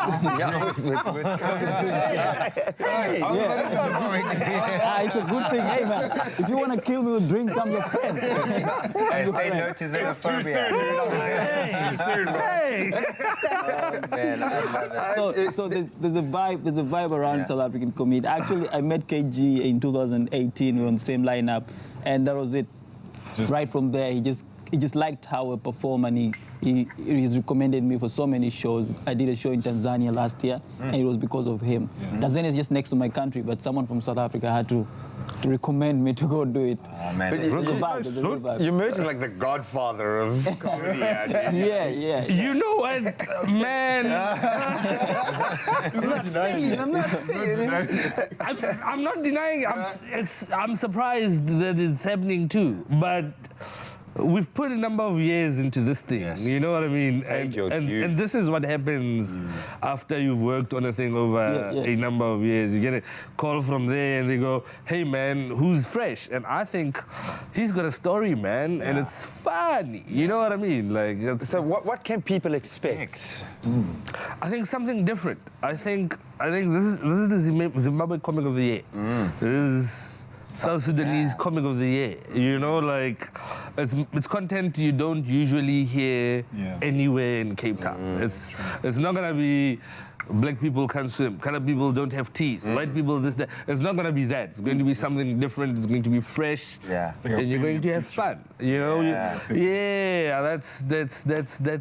That's what to expect. I love this artistry through comedy. This is so beautiful, and storytelling as well at the same time.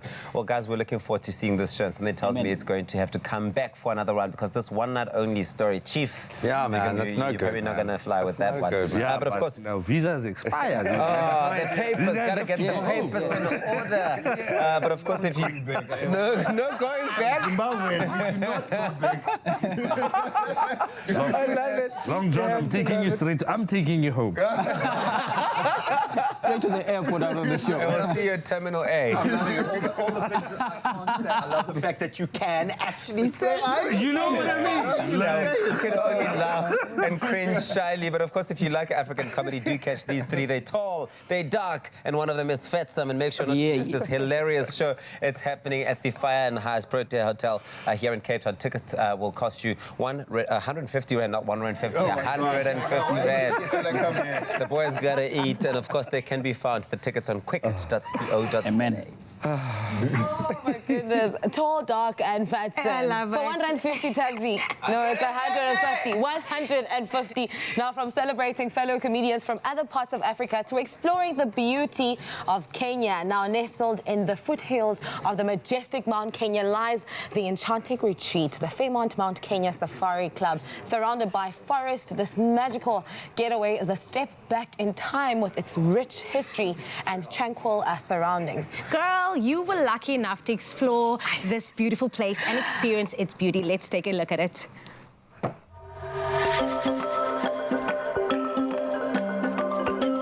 With the magnificent views of the majestic Mount Kenya, one can only be in awe of the lush surroundings when staying at the Fairmont Mount Kenya Safari Club, the perfect place to escape the bustling city and explore some of the country's finest attractions.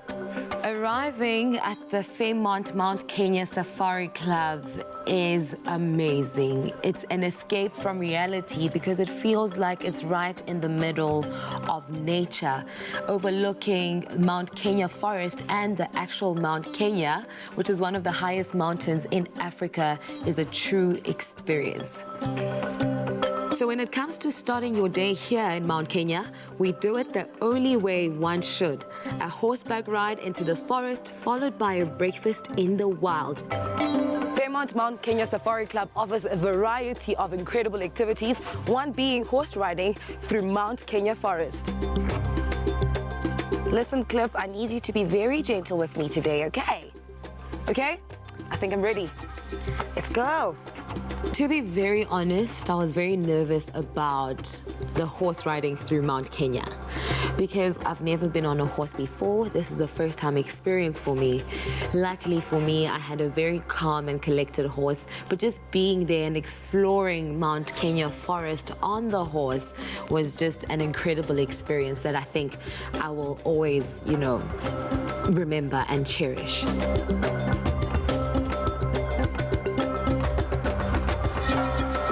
Thank you so much. My ride with Clip was a little bit shaky in the beginning, but we built a little bit of trust, and it was the best thing I've ever done. When we reached the end of our horse riding journey, we decided to have an amazing breakfast at the base of the Mount Kenya mountain in the middle of nowhere. Having breakfast at the slopes is one incredible experience. You are in the middle of nowhere and you are overlooking Mount Kenya itself. The setup was amazing, and eating, you know, local fruits and the different kinds of food that they offered was absolutely incredible. It's the perfect way to start off your day.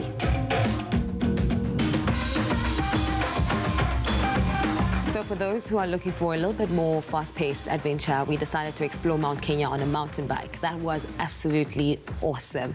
I mean, we decided to use a different route as opposed to the horse riding route, but it was absolutely amazing.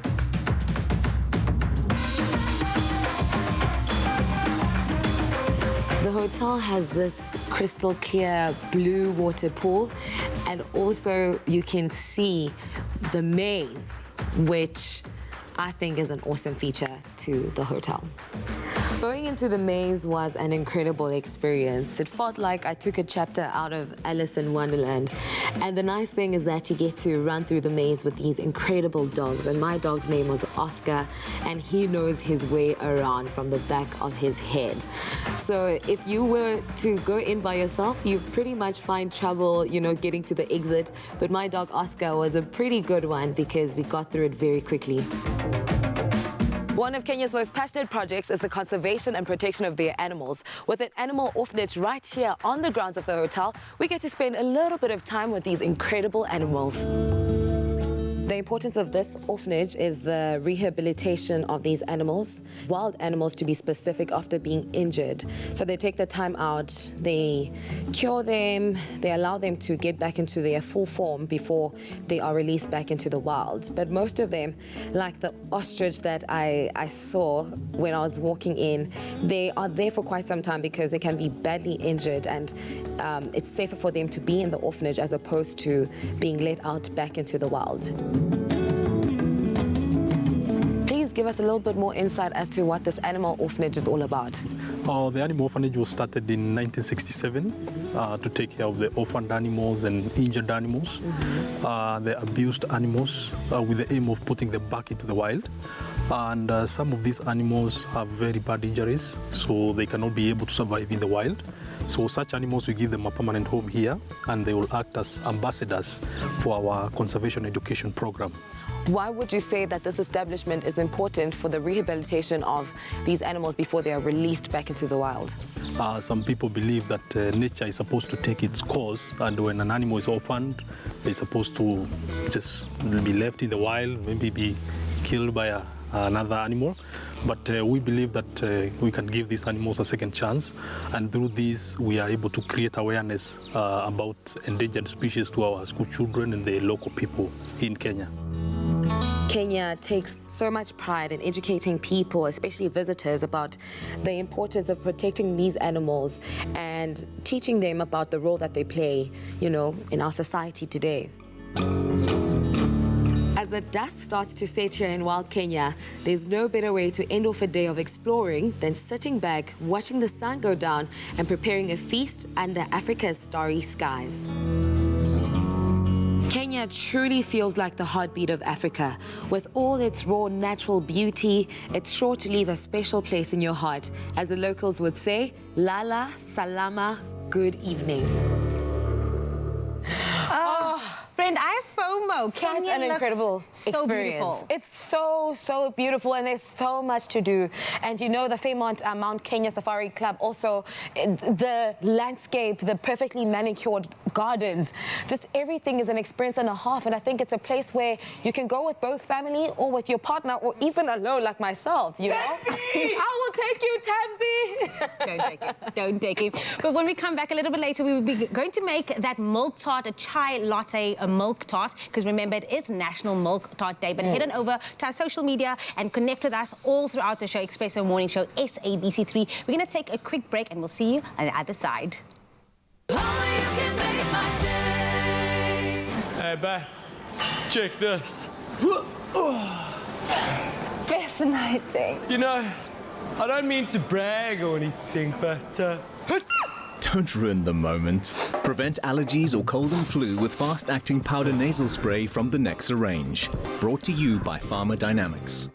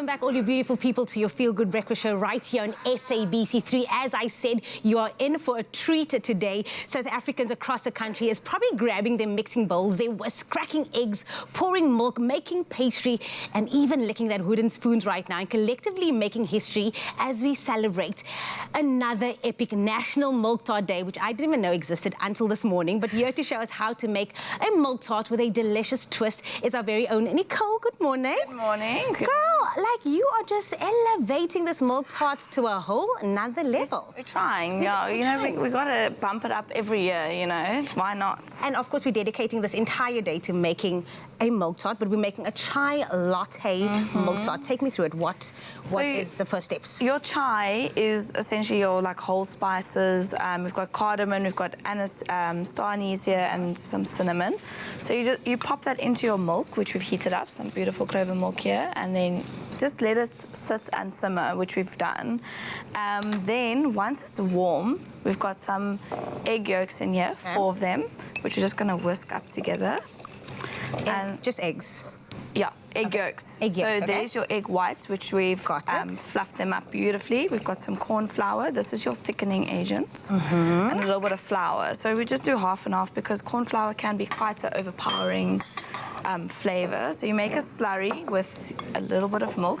Okay, do you want me to? Yeah, why not? Here we go, getting my hands in there. Wish I could taste it though, but it smells amazing already. You know, we should actually do a little banting one. We can, but today it's all about cheating it. Exactly, indulging. Why not? Why not? Okay. I'm more of a cook sister kind of girl, but okay, I feel like we should have a National Cook Sister Day, but today is all about the milk tart. No, all about the milk tart. So what you do is, I'm going to pour in the milk slowly because you kind of want to temper it, and then you're going to pop it back onto the stove, which I've done over here, and you make a thick sauce. So that's what's going to happen with the corn flour and the flour. It's going to thicken up to this beautiful consistency. Ooh. Look at that. Looks nice. Looks like condensed milk though. It does. Then you've whipped your egg whites. We're going to put that in together. That colour alone. And a nice tip you could use, most people would use a spatula to do folding. I got taught by a beautiful pastry chef to use a whisk because it's just easier. It separates it instead of these massive lumps, and you're still aerating it at the same time. So you can see it works very quickly. Like, I mean, it halves your time. So I just whisk that in beautifully, and you won't lose any of your air. Yeah. And I think everyone at home is probably wondering, what is that keyword? It is tart to 33728 because you want to get your hands on this recipe. It is amazing. It smells amazing. I'm already excited for you guys to try it. It's literally like a under half an hour recipe. That's it. So I've incorporated this beautifully. You've got puff pastry. If you want to go crustless, you're perfectly fine to do so. Most people, you know, you want the crust, but if you want to avoid it, you are. It's a good thing you mentioned the crust, because I feel like the crust actually makes the milk tart, because sometimes when the crust is too thick, you don't get to taste like the insides or this part of it. So when the crust is just nicely thin based, it's beautiful. Yeah, you don't want it too thick either. That's also another mistake people make. So you pop this into a preheated oven of 180, and you cook it for 15 to 20 minutes until the egg is set. See, it's still a bit wobbly. And you dust it a little bit with your cinnamon. That's it. That is all it is. Literally easy peasy lemon squeezy. Now, I'm sure you want to know how we got to all of this. Let's take a quick recap.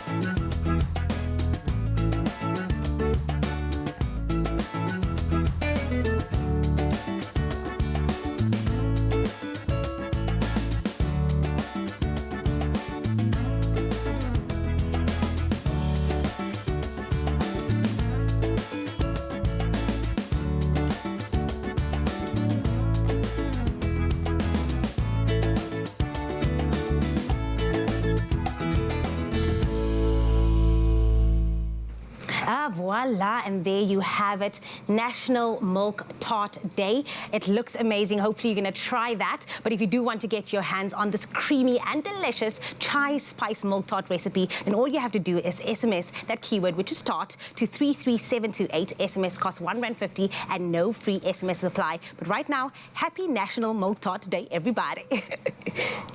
Ah, you gotta love a milk tart. Milk got tart. to love a milk Do you guys tart. have milk tarts there in Hammanskraal? Oh yes, it's actually our staple food. Really? Yeah. Like every day you make a milk tart? No, not every day, but like staple for like the festive season. Okay, once a year during December. But we asked you on social media, it's Milk Tart Day, National Milk Tart Day. We asked you, we all have a milk tart memory. So what is yours in the kitchen? What's yours? We've got Ntandeni Kai Sibanyoni saying, happy Thursday, team and family. My memories are making the milk tart pastry to the oven. They're filling, and lastly, the smell of cinnamon on top. Wow! Ntandeni Kai Sibanyoni, that sounds so delicious. And there's nothing absolutely like does. cinnamon on top of a milk tart. Oh, on top of Nothing. anything, actually. I Yeah. think I truly enjoy a cinnamon in general. This one comes from Arlene Adams. Oh, Adams, I see you. My grandmother's milk is the best milk tart in Cape Town. She's turning 90 years old in July, and she still makes a mean milk tart. We are extremely blessed to still have her with us today. I hope that she passes down, you know, the recipe, and you also pass it down to your children and grandchildren. And I'm sure she meant that her grandmother's milk tart and not her grandmother's milk. She doesn't make the milk tart with her grandmother's milk. That's what she said in the comment. I mean, I hope not. But Joan Cameron says, my mum made the best milk tart ever. It reminds me of Sunday lunch. If you didn't virtually lick your plate clean, then sorry, no milk tart for dessert. Wow, I like that incentive. Oh, I'd be licking every plate clean. And this one comes from Ikaram Daniels. I am not a person who has a sweet tooth, and believe it or not, I am fine not eating milk tarts till I'm given a free piece. But my best memory of eating a whole milk tart was when I was accidentally locked inside a bakery I once worked for. I like that. How convenient. How convenient. Accidentally. I'm sure he hid somewhere. He saw the caretaker locking up, and then he was like, he locked himself in, took the key, and threw it away so he could eat the milk tarts. We see you. I wonder. Hey, Jamie, you're on standby with the milk tart. Milk tart. In Hammanskraal, it's a staple, but it's a different one. We've got one more comment here. Thanks so much, Jamie. This one is from Shanti Tatia Solomon, who says, being highly pregnant, this is a definite must. Yes, I can imagine. The cravings. The cravings. Definitely, this is perfect for that. Take me through it. Tell me delicious. Oh, forgot. People on a diet can't indulge in wonderful things in life. Now remember, the keyword is tart to 33728. Right. Make sure to SMS to get this delicious recipe. Trust me, it is worth it, right, Tabzi? You not even finish saying it. anything. It's It's just done. like, It's done. Wow. Keep some for Graham.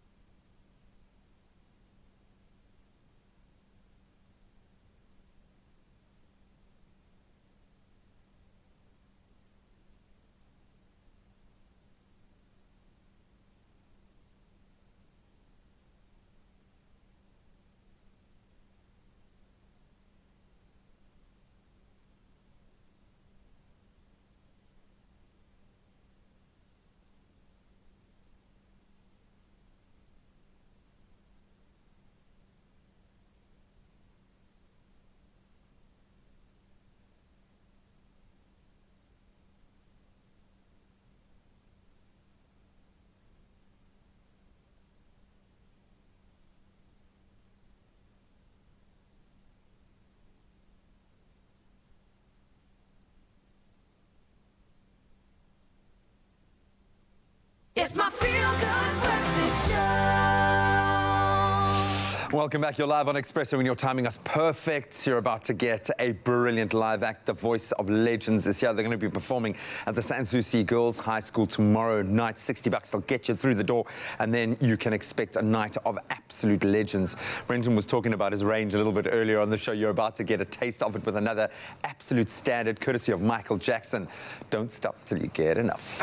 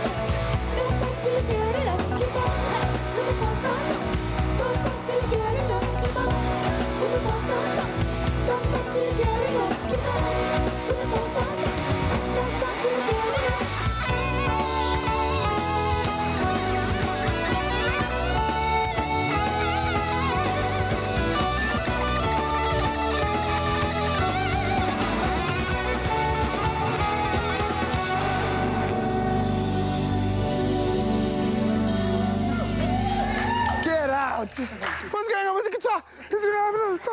The whole thing. Dude, when earlier I asked you what the most fun song to play was, or who was the most fun to you, you were like Earth, Wind and Fire. If this wasn't the most fun that you guys can have on stage, mind blown. Voice of Legends is going to be an unforgettable show. That was just a taste of what you can see at Sanssouci Girls High School tomorrow night. Go and check them out. Go and support amazing local artists. In fact, take a bow, guys. That was superb. Fittest backup singers you've ever seen. That was amazing. Thank you so much.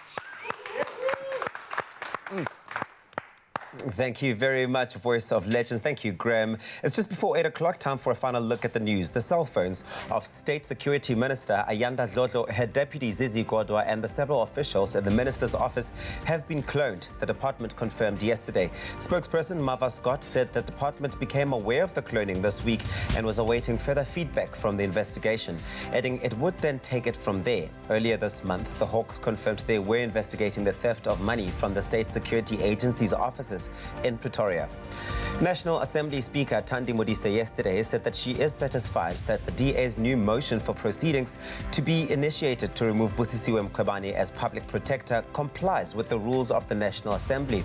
The next step in the proceedings is the establishment of a panel of 3 people to determine whether the DA's motion makes a valid case for Mkhwebane's removal.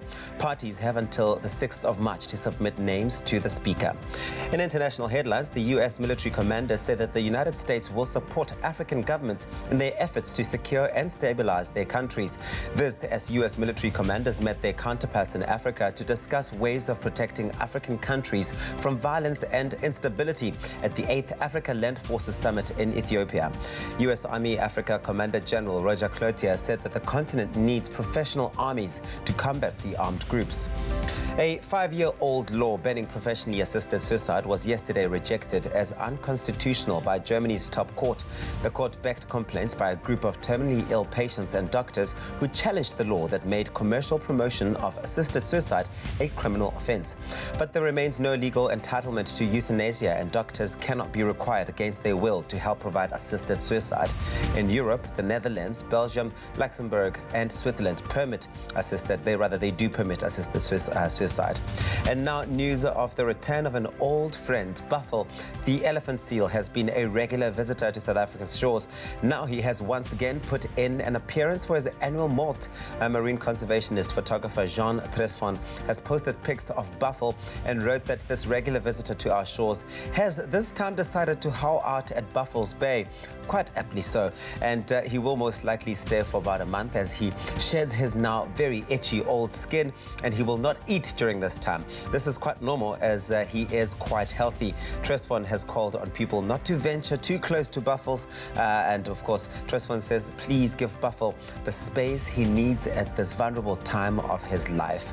And taking a brief glimpse into the world of entertainment, the rumor mill is always churning, and this time it has put South African Gom star Shoma Jozi together with, wait for it, leading South African cricketer Kagiso Rabada.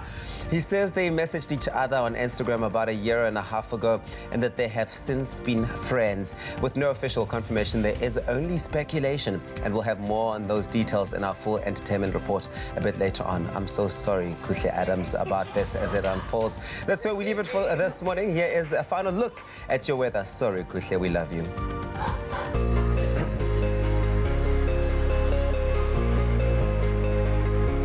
The shade, Taviso, the shade. But of course, it's a beautiful Thursday morning. Let's take a look at your weather. We've asked you to send in your sunrise pictures. Thank you so much to Mandy Barnard for your early sunrise from Hermanus here in the Western Cape, and Wendy Canterbury for your incredible sunrise picture from Muizenberg Beach, as well as Nancy Govender for your amazing sunrise from Umkomaas in KZN. And then lastly, one of our regular photographers, James Turner, for your for your stunning skyline from Durban. But now it's time to take a look at the rest of the country. Starting off in Polokwane, your low is 16, peaking at 30 degrees. If you find yourself in Umbombela today, your minimum is 19, peaking at 30 degrees. Now, high humidity can be expected for you, Pretoria, ranging from 18 to 31 degrees. Johannesburg, 17-29. Mahikeng 18-31, Klerksdorp 16-29, and then unfortunately thunderstorms are expected for you today, Kimberley, with a low of 16 and a maximum of 27.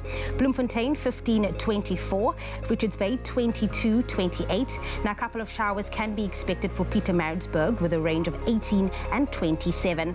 A southwesterly wind of 20 kilometers per hour expected for South Africa's playground Durban with a low of 22 and a maximum of 28.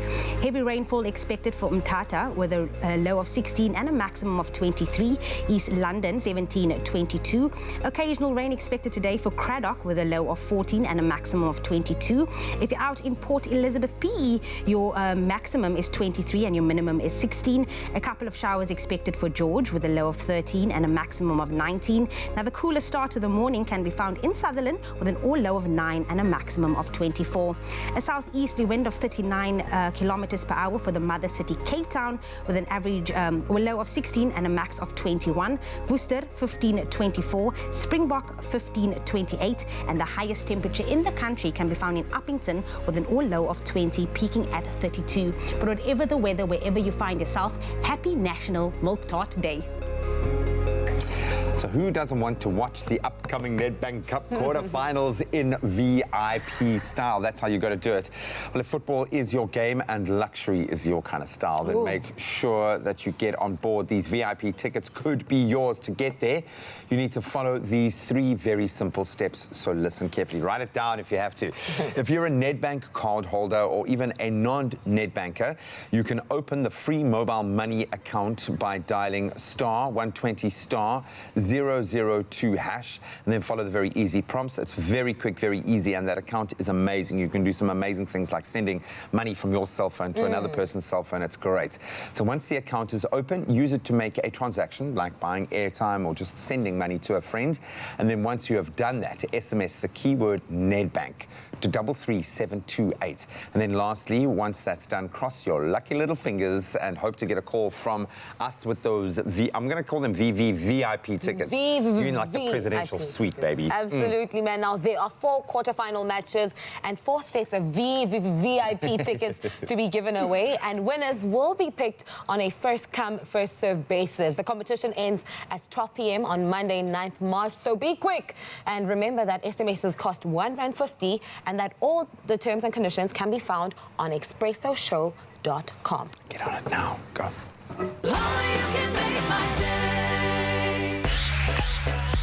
My name is Darren Solomon, and I'm 22 years old.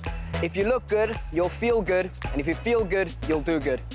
The reason why I entered Tropical Island of Treasure Season 9, I'm a highly competitive person, and I love a great challenge in life.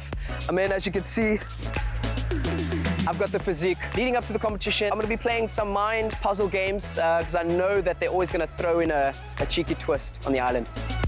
He's the most kind-hearted individual I've ever met. When it comes to his athletic abilities, 10 out of 10. His navigation skills, he's a bad navigator. So if he can just work on that, he'll be fine. When I was selected as one of the candidates, the first people I told was my uncle and aunt. I think Darren has a very, very good chance of winning. He's very much determined. He's super fit. And he's very competitive. They were just like, what you gonna do next? What you gonna do next? And I was like, I don't know, I need to work out, I guess, for this show. Catch me on Tropical Island of Treasure, Curacao, coming to you soon on SABC 3.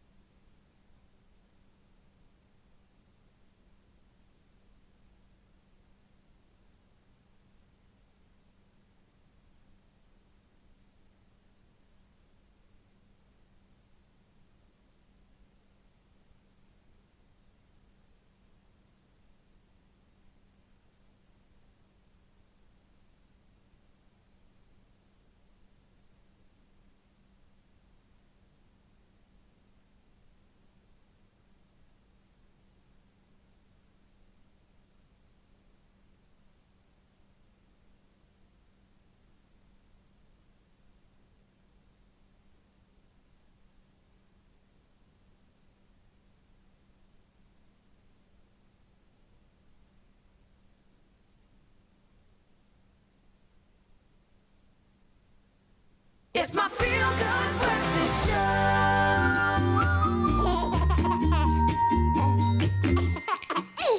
Follow that gorgeous laughter all the way back to your couch and your TV. Welcome back. You're live with Expresso. Time for Baby Talk. And we're going to be addressing some, probably debunking some myths about weaning. To help us debunk those myths is our pediatric dietitian and really good friend and regular on the show this week, Kath McGaw. Kath, welcome back. Thanks so much. Love having you here. And this is, I've gone through it and I'm going to have to go through it all over again. But weaning is, it's some murky waters. There are so many different ideas is, and I'm going to say point blank now that there is no exact truth or way of doing it. It's about you and your baby trying to figure that out. But we're going to try and get to some of those misnomers that are out there. But thanks again for joining us. Explain to some of us that is going through it, or just let's take it back a bit. What exactly is right weaning? there. You're going to be right there. Yeah. So, firstly, just to understand what weaning is, weaning, complementary foods added to milk is really the weaning process that we experience in that phase. And it's something that's really necessary. You can't keep your baby on a milk diet forever, and there's developmental reasons why it's necessary to get them onto solid foods. There's physical reasons and nutritional reasons why it's really necessary that they get onto foods, and then there's reasons about allergy prevention that we actually do introduce foods at the appropriate age to our babies. It's got to happen. Absolutely, you can't avoid it. Yeah. Why is this such a potential minefield? Why do you think we find it so difficult as parents? I think because we've made it so scientific and we've made it almost like a medical procedure, weaning. And so parents feel disempowered. And I think my biggest mission as one of the things that I do in my practice in my day is to really re-empower parents so that they feel that they can actually take hold of this journey and make it their journey with their baby. And that's what it is. It's a journey. Yeah. It's not a final destination. Your child is going to eat for the rest of their life. And so you don't have to get it all right on day one with that first solid meal. It's a process. And so you need to just kind of take away all the noise out there and just say what works for me and my baby with some good guidance, but it doesn't have to be clinical and scientific. Was it always this difficult, or are parents only finding it now? Do like we overcomplicate life in the Western world? Totally overcomplicated it. Totally overcomplicated it. And I think one of the reasons we've done that is because of research. So research is good, but we've almost over-researched this to the point where we've gone full circle. So from where parents would literally breastfeed, the baby would be at the table, start sitting up, get a bit stronger, and almost reach out to the food on mom's plate. And that was like, oh, it's appropriate. Let me feed the baby a bit of what I'm eating. And that was weaning. Natural, yeah. And then we started to study, was that the right age? Is this what we should be giving? Is this how we should be doing it? And then we said, no, wait, you can't do it so early. You've got to wait till like after 6 months and wait then. So everyone held back and they saw their babies were ready and they wanted to stop the process. And they were like, no, we were actually wrong. You do need to start a bit earlier. Look, writing brilliant books about weaning hasn't helped the process as well, because now you're like, oh, I want to... guidelines. Exactly, yeah. But there are some amazing resources out there. But let's get into some of those myths. I'm going to ask our amazing team. That's a really cute pick. So our first myth here, your baby must be 6 months before even a tiny piece of solids pass his or her mouth. So again, that comes to the World Health Organization still says exclusive breastfeeding until 6 months, but we remember they're speaking to a global community, a lot of under-resourced areas where there's no access really to good quality solid food. So the longer moms can breastfeed, the better chances those children will have.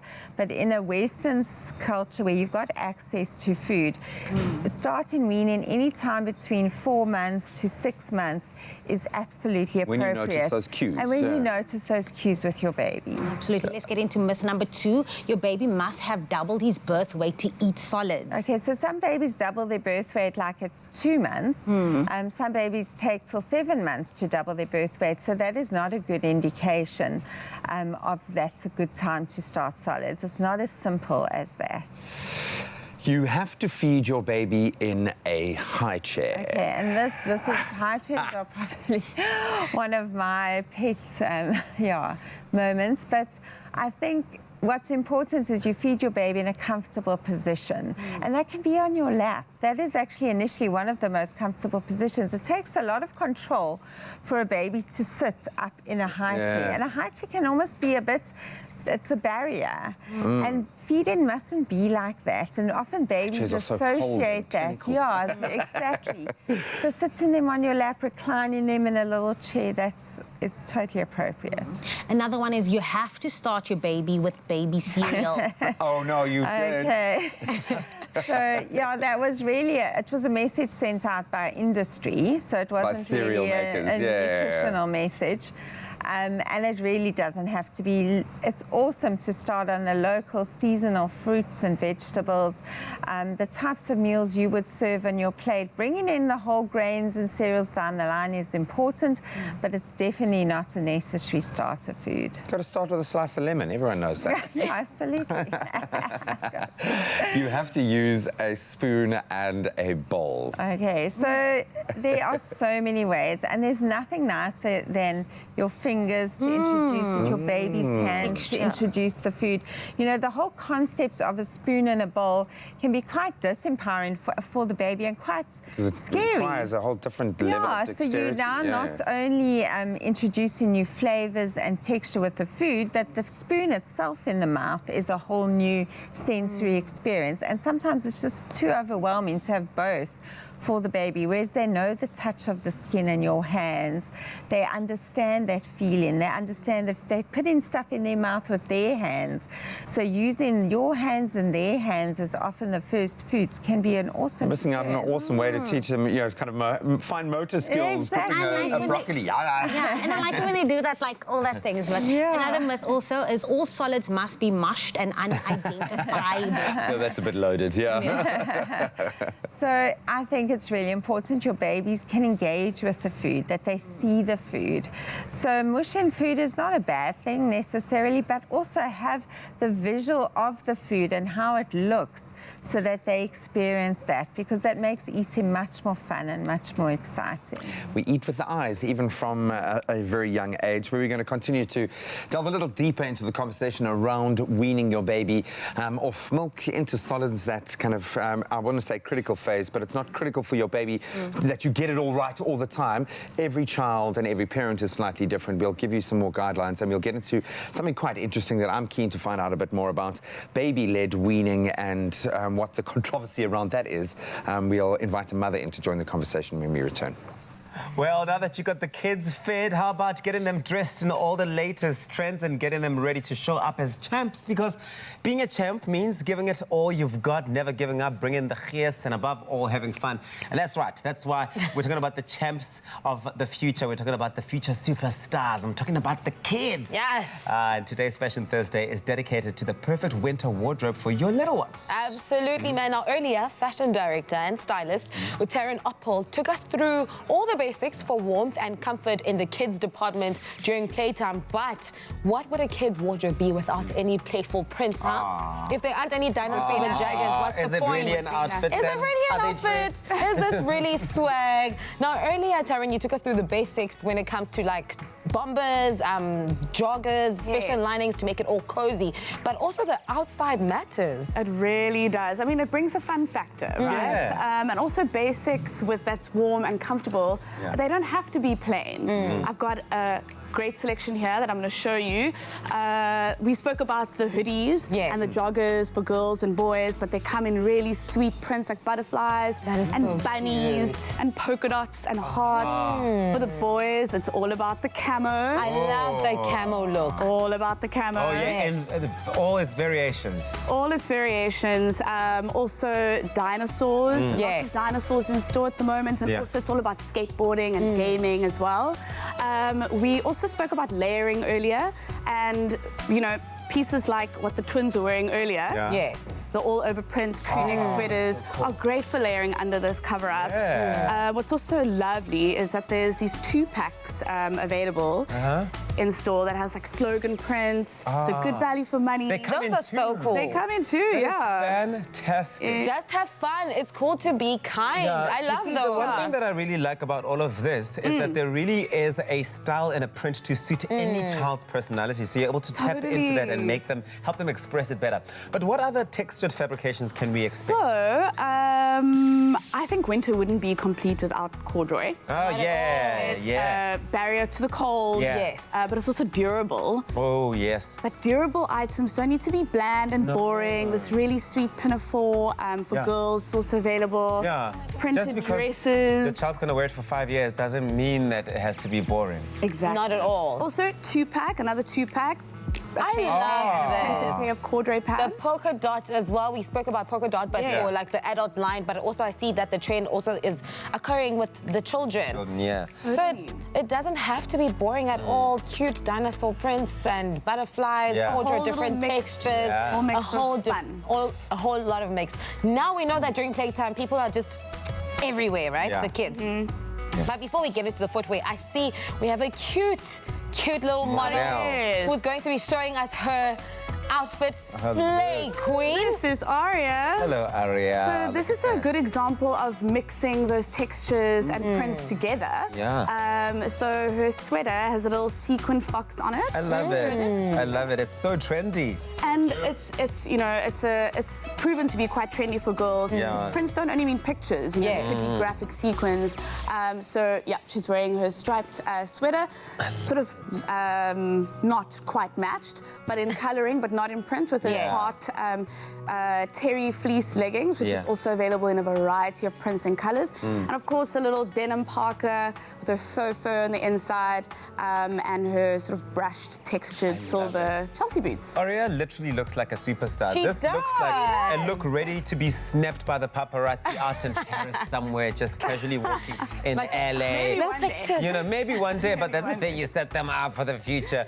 This is stunning. Aria, my angel, you look so cute. You look absolutely amazing. Okay, Taryn, thank you so much. So what else do you want to throw in there? Piece of information and advice when the parents are shopping for these looks? Yes, they're always playing. We were talking about durability, and just like her Chelsea boots, there's also some Chelsea boots for boys, some Sherpa-lined options. I love those. Great for running around outdoors, and then for girls as well. Really sweet little knee-high boots, little faux fur trim. I wish I had those. I want them for myself. I want these. Do they come in the size 11? For kids, 11. Oh, 11 for kids. This is absolutely fantastic. Thank you so much, Taryn, for coming in here and setting us up for style where our kids are concerned. They are indeed, looking amazing, and they are adorable at the same time. But Woolies is a proud supporter of our future champs, and they're really making sure that the little things that make their products so amazing and different count. They do that all the time. Absolutely. You can shop everything you've seen here today and more at your nearest Woolies store, online, and in the Woolies app. So go out there and have fun with it.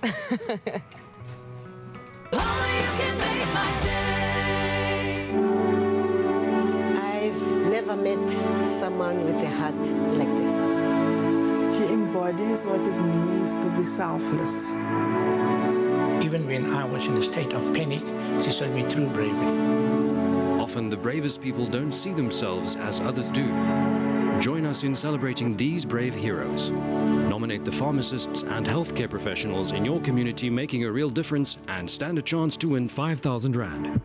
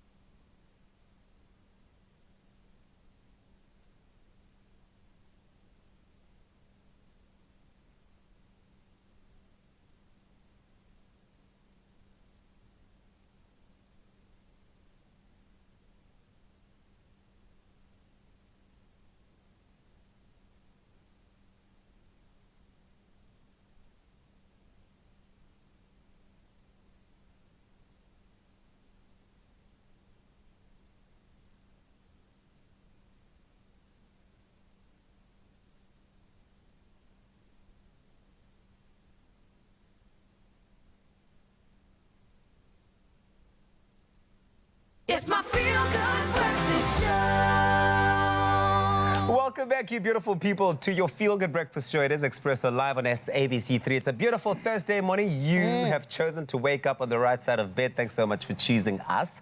Now, for 10 years, the innovative and prominent Fugard Theatre, they've kept multitudes of audiences captivated and entertained. Founded by Eric Abram, it bears the name of the Tony Award-winning South African playwright Athol Fugard. And to celebrate 10 years of provocative theatre, his acclaimed play, Muster Harold and the Boys has been brought back to the stage to absolute rave reviews, I might add. And joining us to share more are the cast of the play, Desmond Dube, Kyle Luke Brummer, and Sia Mayola. Please give them a very warm Expresso welcome! Oh, yeah! Oh, yes! Oh, yes! The second they walked in to sit down, the energy was just electrified. It was elevated. It's an absolute pleasure to have you guys in studio today. I'm going to start off. You guys are such good liars. Who's paying you? Are you paying yourself? We're so thrilled to have you guys here. We really are excited. I mean, this is a big thing. What does it feel like, you know, to celebrate 10 years of the Fugard Theatre by bringing back this iconic play? Well, you know, like, for any artist, we should be celebrating the fact that any theatre has got an anniversary, whether it's 1 year, let alone 10 years, you know. But that's exactly it. You know, what does theatre mean to South African people? You know, the kind of stories that the Fugard Theatre have been able to tell in contributing to South African society. You know, so that's, and if you think about it, this piece in particular, you know, set in the 1950s. And now it's 2020 and it's still very relevant. It just tells you where we are at in terms of our political systems in South Africa, you know. I love that you mentioned that because there's a lot of political undertones that present themselves in this play. How do you think that they sort of offset themselves against what we're seeing as the political climate of today? Kai, this one is for you. Oh, thank you very much. I think, you know, the play set in 1950, so technically it was the institutionalization of apartheid. And we're still feeling today the ramifications of this toxic regime. And so it's still relevant. As Des says, sometimes we like to look at how far we've gone, but at the same time, have we really gone that far? Is it that different? Take stock. That's absolutely very true, and it's something to just ponder on. It's very nice to walk into a theatre and to walk out having learned something or to ponder onto something, you know what I mean? Sure. Yeah, but see, the show has been extended. Obviously due to popular demand. Rave reviews. Come on. Why do you think this is? I mean, look who we're working with, you know? But no, man, it's... I feel like the team that's been brought together for this particular production, you know, there was a genuine focus on focusing on what's really important, and that's that relationship within the characters, you know. So now, with previous productions, for example, the director made sure that, you know, there was that focus and not really on the aesthetics a lot, you know. So it was really stripped down and really focused on what the real tea room looked like, you know. So there wasn't like the big elaborate with the jukebox and everything. So now that focus and, you know, with the actors, you know, the great acting, and also just the text, you know, the text is so rich. The story, you know, the story. So now it just makes our job easier, you know. So we just play the beats, you know. Like, you know, the musical score, we just, you know, play the sheets music. So. This story really does have such a colorful variety of layers, and I think anyone who sees it will walk away out of the theatre so inspired, just through the ability for you guys to convey the message. But for anyone who's missed this run, okay, and it sells itself because it's had rave reviews, it does well on its own, but why should anyone watching right now come out and watch the show? Well, Tavi, so I think it's a very interesting, I mean, talking about the story, it's still very relevant. I mean, as we speak now, there is a woman of color somewhere in a suburb with a white baby on their back, as we speak now. And that child growing up to become a young man or a young woman, then realizing that, no, I shouldn't have been on that back. Talks about the kind of systems that, you know, that we still have in our society, and it's about change. I think I like to say people must come and watch this play and actually be able to identify themselves. You know, because that's what we do. It's a mirror. We're a mirror. Absolutely. You know, you come and watch and you go conversations there's nothing that gets to me as an artist than, and even within other artists, amongst other artists, where you hear the conversations are just not, people are shying away from the conversations. We run away. I was saying to Kai, so even as an artist, you come across other artists who go, perhaps maybe white artists who go, hey, you know, when I was a light here, I used to speak perfect Zulu. And then you go, and then what happened? You realize, you realize that you were white, you know.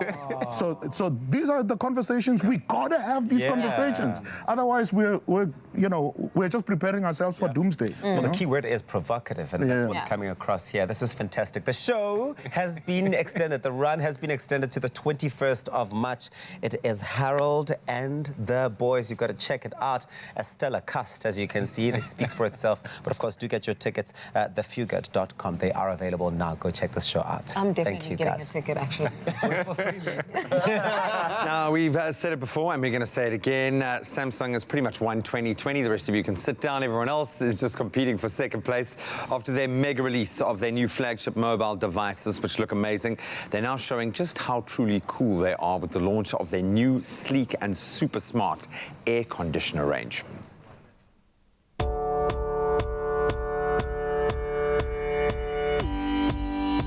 Can we just take a moment, guys, because Samsung is already owning 2020 with a brand new release of the S20 and the Galaxy Z Flip devices, but also their brand new ambassadors, of course, our very own Ms. Zozibini Tunzi and Bonang Mateba. Today, they launched their brand new energy efficiency air conditioning system. I'm excited. Are you? Let's go check it out.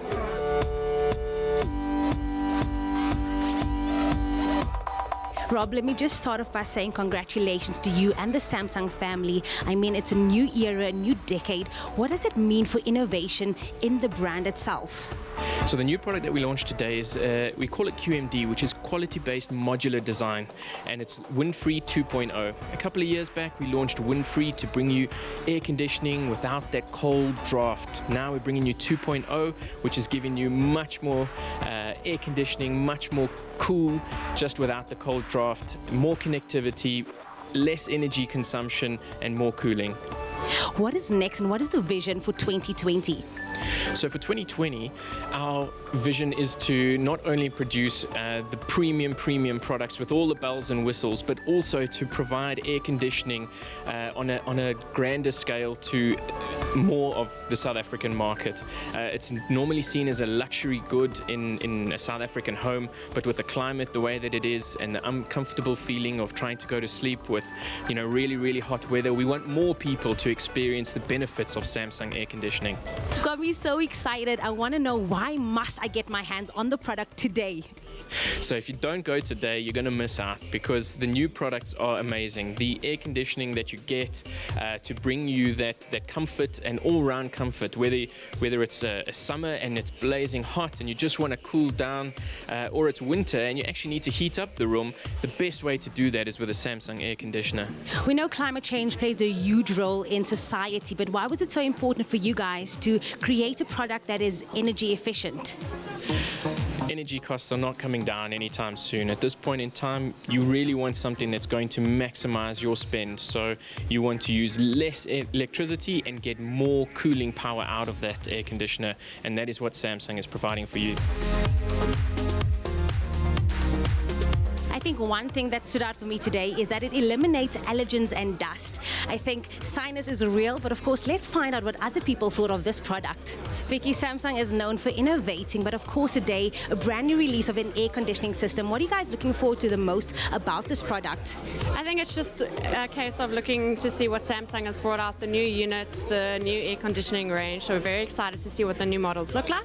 And also the new Wind-Free range, which is the new unit, new shape. So we're very excited to see all about the new features and all of that. It's getting hotter here. When I came 6 years back to Johannesburg, it was not that hot. But now I think air conditioning is a requirement that we need to have in our homes. And I think with Samsung launching so many new products in air conditioning, the prices are going to go down. And then we can get it installed in our homes. Today we just launched the new 2020 Samsung air conditioning First one is wind-free, and second one is a new, affordable inverter air conditioning. So partnership is important. It's extremely for the air conditioning business. We are realigned. We agree what should be our target based on all the market dynamics. That's why Samsung, we are trying to get more innovative product based on our partners. You know, Samsung's always been at the top of the ball game with innovation, and they're always bringing something new. And then obviously the backup, the service, the supplies. It's just a fantastic company to do business with. Well, being part of the four-way sales team, I'm very excited because we always aim to be the leaders in the industry, and this is definitely our new product range are going to make us the leaders with the new innovation, the backup, the better pricing. So yeah, I'm very excited. From good sleeping, well-being, and of course being energy efficient, I can certainly understand why Samsung is the best and most loved in the industry.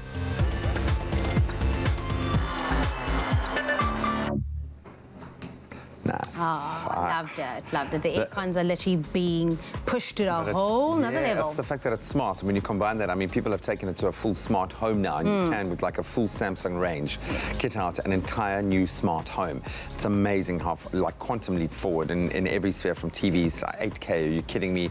Everything. Just absolutely amazing, and I just would like to again reiterate I was just going to say now, that my house is really, really hot. Mr. Yoon. Mr. Yoon. But that was awesome, really cool little expose there, but I need a boost. Says Princess, I need it. I need the little cup with the most. 100% Arabica. It makes me feel like a giant when I get to hold the little mug like this. Cheers. Cheers. So after the break, we're going to continue. I don't know, Tabisa put it in my head. Baby, talk to about weaning, and we're going to delve into baby-led weaning. Maybe you've got some thoughts on it. You can let us know on our Facebook page. We'll see you in just a moment. Bottoms up. You're my coffee, baby. Only the highest grade Arabica beans. McCafe. Great coffee, simple. See you after the break.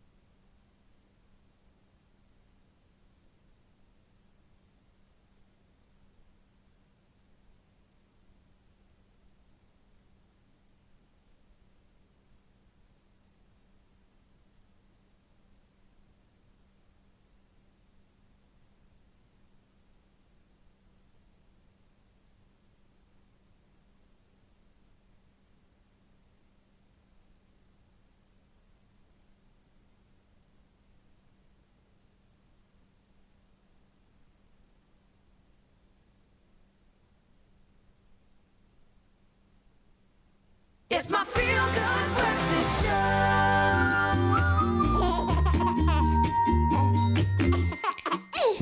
Welcome back. You're live with Expresso, and just in time to round off our conversation for Baby Talk this morning, centered on weaning. Obviously, we've debunked a ton of myths already with Kath McGaw, our dietitian, pediatric specialist, in fact. And now we are joined by a beautiful mom of 3 beautiful kids, Caitlin Bass, who has done child-led weaning with all of your kids, as I understand it. And you're going to kind of open up a window into that journey. And as Kath said, it is a journey. Weaning is not the same for any child, any parent out there, everyone has to find what works for them. So, Caitlin, I'm going to start with you and ask you if you can to just kind of take us through baby-led weaning as a process and how you were able to apply it in the case of your 3 kids. Sure. Well, I mean, the name kind of speaks for itself. Yeah. The child leads you as to what they like, how much they take in, and you just present foods in their real form in a safe way, and then you let them go at it, basically. So your first foods are typically the same, your vegetables, your soft grains, that sort of thing, but you give it to them in a way that they can hold it themselves and take it to their mouths. So butternut, for example, I wouldn't puree it. I'd cut it into finger slices, steam it, put it on the tray, And you do a see lot what of they do. steaming just in general with babies. To I know. start off with, yes, just because they have to get used to working with food in their hands, the textures. It needs to be big enough that they can hold it in their fist and still have a bit left to actually taste, because a lot of it just gets mashed in their hands anyway. Yeah. And it's just about giving them the food as it comes, and they take it from there. Did you always know you wanted to do it this way versus actually you driving the process? Yeah, what led you to the discovery or the... Well, I suppose when I had my first child, and then the question comes up, how do you plan to wean? And that's, I think, most of the time, the first time a mom goes, oh, okay. So you speak to a few people and you do some reading, and this particular method just made the most sense to me. It seemed natural, it seemed gradual. I liked the fact that they had control. And I think it was just, it made sense to me. You have your mummy waters that tell you how you feel about certain things, and this just resonated with me. Yeah. Obviously, with 3 different children, it was obviously introduced at different stages, but what was something that you saw which was consistent between the 3 kids? Well, I started at the same point with them, which wasn't necessarily the same age. It was when I felt that they'd shown all their signs that they were ready for food. So they were trying to take food off my plate already. They could sit up by themselves. They could pick things up competently and put them in their mouths. Staring at you eat. Yes. No, not staring. Just like pulling my plate. Out of your hand, yeah. And so at each time it was a little bit different, sort of 5 months, 5.5 months. With my first, I was a bit more cautious. I waited till after 6 months. Because that was what I had been told, that's what I believed. But with each subsequent child, I could tell when each one was a little bit more ready. Their tastes all differ. As with all of us, we like certain things that are like more acidic, some things that are more sweet, some things also more savoury. We all have very different triggers. Yeah. All of my children prefer slightly different foods. So my daughter prefers sweeter foods and less flavoured food. She doesn't really like herbs, spices, that sort of thing. My son, my firstborn, eats everything under the sun. I'm very lucky. Waiting, I think. And obviously my youngest is still learning, so we haven't quite figured out his likes and dislikes. No, but of course you all start with a slice of lemon. No, you don't. That's not true. Kath, you've spent a huge amount of time looking at this and every way of approaching weaning to offer advice for parents out there. How do you feel about child-led weaning? I'm actually very pro it in the right context and done very consciously. I think that's really important. It requires a lot of parental involvement and a lot of forward process and forward thinking, so it's not quickly pulling something off the shelf. So I think it's in the ideal world, I think it's the ideal way to actually wean a baby. The reality is we have a lot of moms who, before we get even into the weaning stage, have to go off to work and have to leave their children either at a daycare or with another caregiver at home. And so in that context, the baby-led weaning in its entirety exclusively is not always appropriate. And you can imagine in a daycare, it's not always going to work. So I think it should be incorporated in all weaning processes, but you might need to have a bit of give and take. It's a bit of a scale, yeah. Exactly, and there is some times when it's appropriate to have food that you can safely give to a caregiver or to a daycare that you know your baby is going to eat safely and is going to eat a fair amount of food. That the child needs to eat. You need quite a bit of time with baby-led weaning. You need to be around your baby a lot, and you need to be eating around your baby a lot. So if you as a parent don't have that opportunity, then you might have to think of a combination of baby-led weaning and parent-directed weaning. Oh, in a perfect world, we would all get it right. Thank you so much, Caitlin, for joining us and for some gorgeous baby pics as well. I've got to have food all over the face. That, for me, is what mealtime is all about. Again, I'm going to reiterate this as a parent that's going to be going through the weaning phase all over again. There is no exact right or wrong way. It's about what works for you, and it's not a competition. Don't compare your child's milestones with any other child or parent out there. You and your child are on your own very special journey together, and just savor and enjoy that. Oh, and time for some fun and games, because Tropica Island of Treasure Curacao premieres on Tuesday, the 3rd of March 2020 at 7:30 right here on SABC3. Now, this season is packed with drama. I'm talking conflict, I'm talking spice, and a few twists. Now, over the last few days, we've introduced you to the hashtag Tropica Smooth fans, and I'm sure everyone at home is excited to know which smooth fan will team up with which celebrity, right? And so what we've done here is I've got Jamie Kuhle joining me right next to me. Me? Yeah, Kuhle Adams joining me.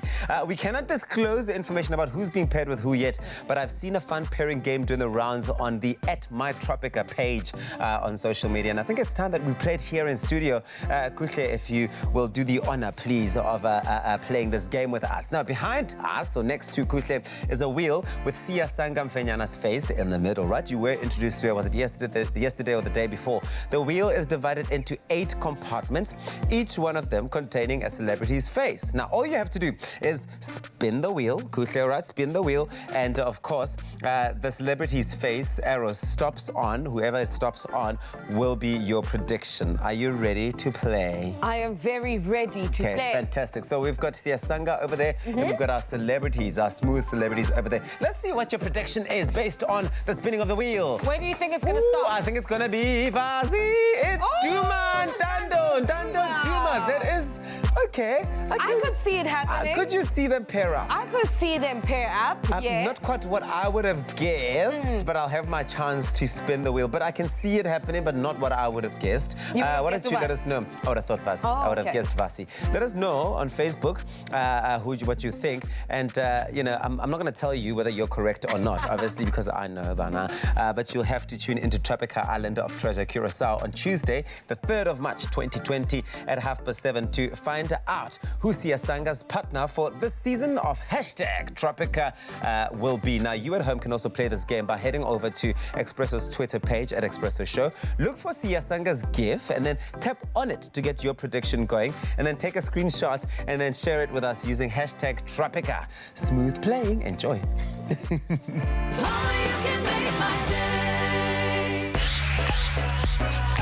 Find your smooth fortune with Tropica. Buy a Tropica promo pack, enter now, and stand a chance to win your share of 1 million rand in prizes and the smooth grand prize of a Suzuki Ignis.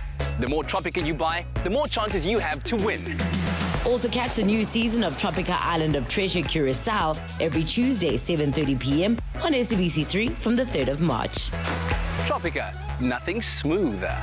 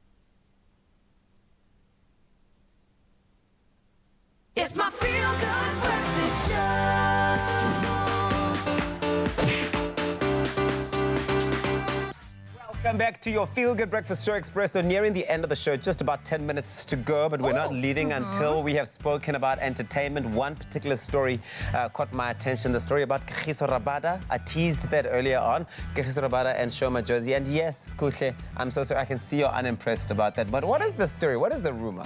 Shame, no, wait. Let me first do my story before we get to hers, because we don't want to break your heart just yet. Okay. But for you guys that know that sometimes when people, you know, they want to get into the fame and they're so focused on the ultimate glory of what this fame world is, they visualize all of this like the fame, but they don't realize the downside to this. Now, they usually do anything to maintain that, and it eventually does come at a great cost. Now, one of that being American singer JoJo, whose real name is Joanna Levesque. Now, she has recently shared what those pitfalls for her was in her career. At only 29, she has had quite long career, as most people will remember that she rose to prominence back in 2004 as the youngest solo artist to earn a #1 hit at age 13 with the song Get Out, Leave Right Now. It's the end of you and me. Ow! It's too late. Yeah. Now, in a new... you don't know the song? Come on, Tabs. We didn't have the song in Hammanskraal. Yes. It's Sekama. Okay. Now, Shame, in her new interview with Uprock, she exposed the extreme length she went to appease her former record label. She recalled first signing with Blackground Records and the immense positive life changes that brought for her and her mother, allowing them to get their own car and apartment for the first time. However, this quickly turned sour when the label refused to release a new music, as she tried to pursue other things in television and film. Now, battling to keep her record label happy, she gave in to their suggestions for her to lose weight. Working with a nutritionist to maintain a 500-calorie diet and taking injections to suppress her appetite. Now, when she didn't get into this, she started taking drugs, alcohol, and went to an ultimate low. And she speaks about this now, saying that, like, it broke her. It broke her back in the day. She didn't speak about it. But, yeah, her record label actually, like, forced her to lose this weight. I hope she bounces back, man. We need her to bounce back, and this is such a common thread that's happening in the entertainment industry. Just behind the scenes, the stuff that goes on to have these celebrities look the way that they look is inhumane. I'm tempted to say it's absolutely inhumane. It is. No one should have to live out their dream in that way. So yes, JoJo, we wish her but wait, guys, bounce there back. is a positive side to it, because recently she won Best R&B Song Grammy alongside musician PJ Morton on their song collaboration of the song Say So. But she's doing good things now, but I think that it's good for her to speak out about what she experienced in the industry and how people idolize what fame is all about, but obviously speaking about her journey. I love that. I love that she's able to win awards even without having to lose all the weight and all the crazy things. Shows that talent speaks for itself. Now, the rumor mill just does not stop, you guys, okay? But my heart stopped when I saw headlines stating that my man crush Monday, my man crush all day, every day, twice on a Sunday. Cricketer Kagiso Rabada was rumored to be dating the John Cena hitmaker Usho Majozi. Somebody has stuff like Tanzania. Somebody has stuff like Now, Tanzania. the local stars have been spotted at numerous sporting events together, and social media does what social media does best, and obviously draw to their own conclusions. So Kagiso opened up to a very reputable publication when asked about the relationship that he has with Usho Majozi. So he just simply said, man, she's a friend of mine. Look how cute he is. Okay, let me not get into it. He later added that a year and a half ago, we were chatting on Instagram. Then we just became friends. We've been friends ever since. But how many times have we heard that from celebrity friends or couples? I mean, DJ Zinhle and AKA started off saying that they are friends, and there are more people saying that they are friends. But then, when asked whether their friendship could possibly grow into something more intimate and romantic. What did he say? Oh, he said, we'll just wait and see. What are you waiting for to see, Kagiso? What is there? The only thing to be waiting to see is Kuhle. Exactly, man. But you know what? What's this? Celebrities always start off by saying, I can't speak because I'm so hard-shattered. But celebrities always start as friends or like saying things like, oh, we're friends. But you know, there's something happening at the time. Heartbreak speaking. This is pure heartbreak speaking. Yeah, man, I'm sorry. We'll sort this out. I've got his number. I'll send him a text now. So, man, come on. Let's not get into this. No, but whatever it is, though, you know, they are both young local stars who are doing amazing things in their respective fields. So they're old enough and they're consenting. So you guys do what you gotta do. Are you giving your blessing? I'm giving them my blessing because I mean I love both of them. I love Usho Majozi. So. Oh, shame, man. How magnanimous of you, Cools. All right, are you ready for it? The drama, the spice, the challenges, and an unbelievably beautiful setting. Well, Tropica, Island of Treasure, Curacao is coming to your screens in less than a week. Let's take a look at the following to see what you can expect. Tropica Island of Treasure is back. Games are about to begin. We're ready to go. Yes, let's go! This is on. Let's go, let's go, let's go. Get out of my way. What is happening? Yes. They're playing a game, but they're not playing games. Whew, there you have it. Just 5 more days to go until the launch of Tropica Island of Treasure Curacao. And while you wait in anticipation, you at home stand a chance to rub shoulders with the incredible cast. Such cool people in hashtag Tropica Island of Treasure Curacao. All you have to do is head on over to the Tropica Facebook, Instagram or Twitter accounts and share the 7-day countdown post from your own social media page. Make sure to tag Tropica, and you and a friend could be invited to the ultra exclusive launch party of Tropica Island of Treasure Curacao next week. Remember to also catch that first episode on Tuesday, the 3rd of March, 7:30 live only on SABC3. Well, the Feel Good continues here on your Feel Good Breakfast Show. We're nearing the end of it, and what a treat, guys. I mean, everything about this wedding has been absolutely mind-blowing. Voice of legends. We've heard some of our favorites from some of our favorite icons and legends, and you're not done yet. All of this, guys, ahead of their performance tomorrow at the Sansusi High School for Girls. The tickets range from 80 Rand. In fact, they start at 80 Rand. You can't get them at the door. You can follow them on social media and get those. And now, to sort of sign us out of here, you got September by Earth, Wind and Fire. Yes, Take it away. Personal favorites. Let's go. Baby, can you feel it? Now allow me to take you all the way back with that sound. So some more time. Let's go.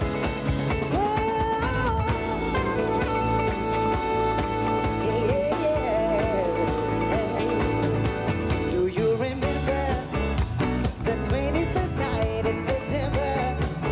Love was changing the minds of pretenders, yeah, while chasing the clouds away.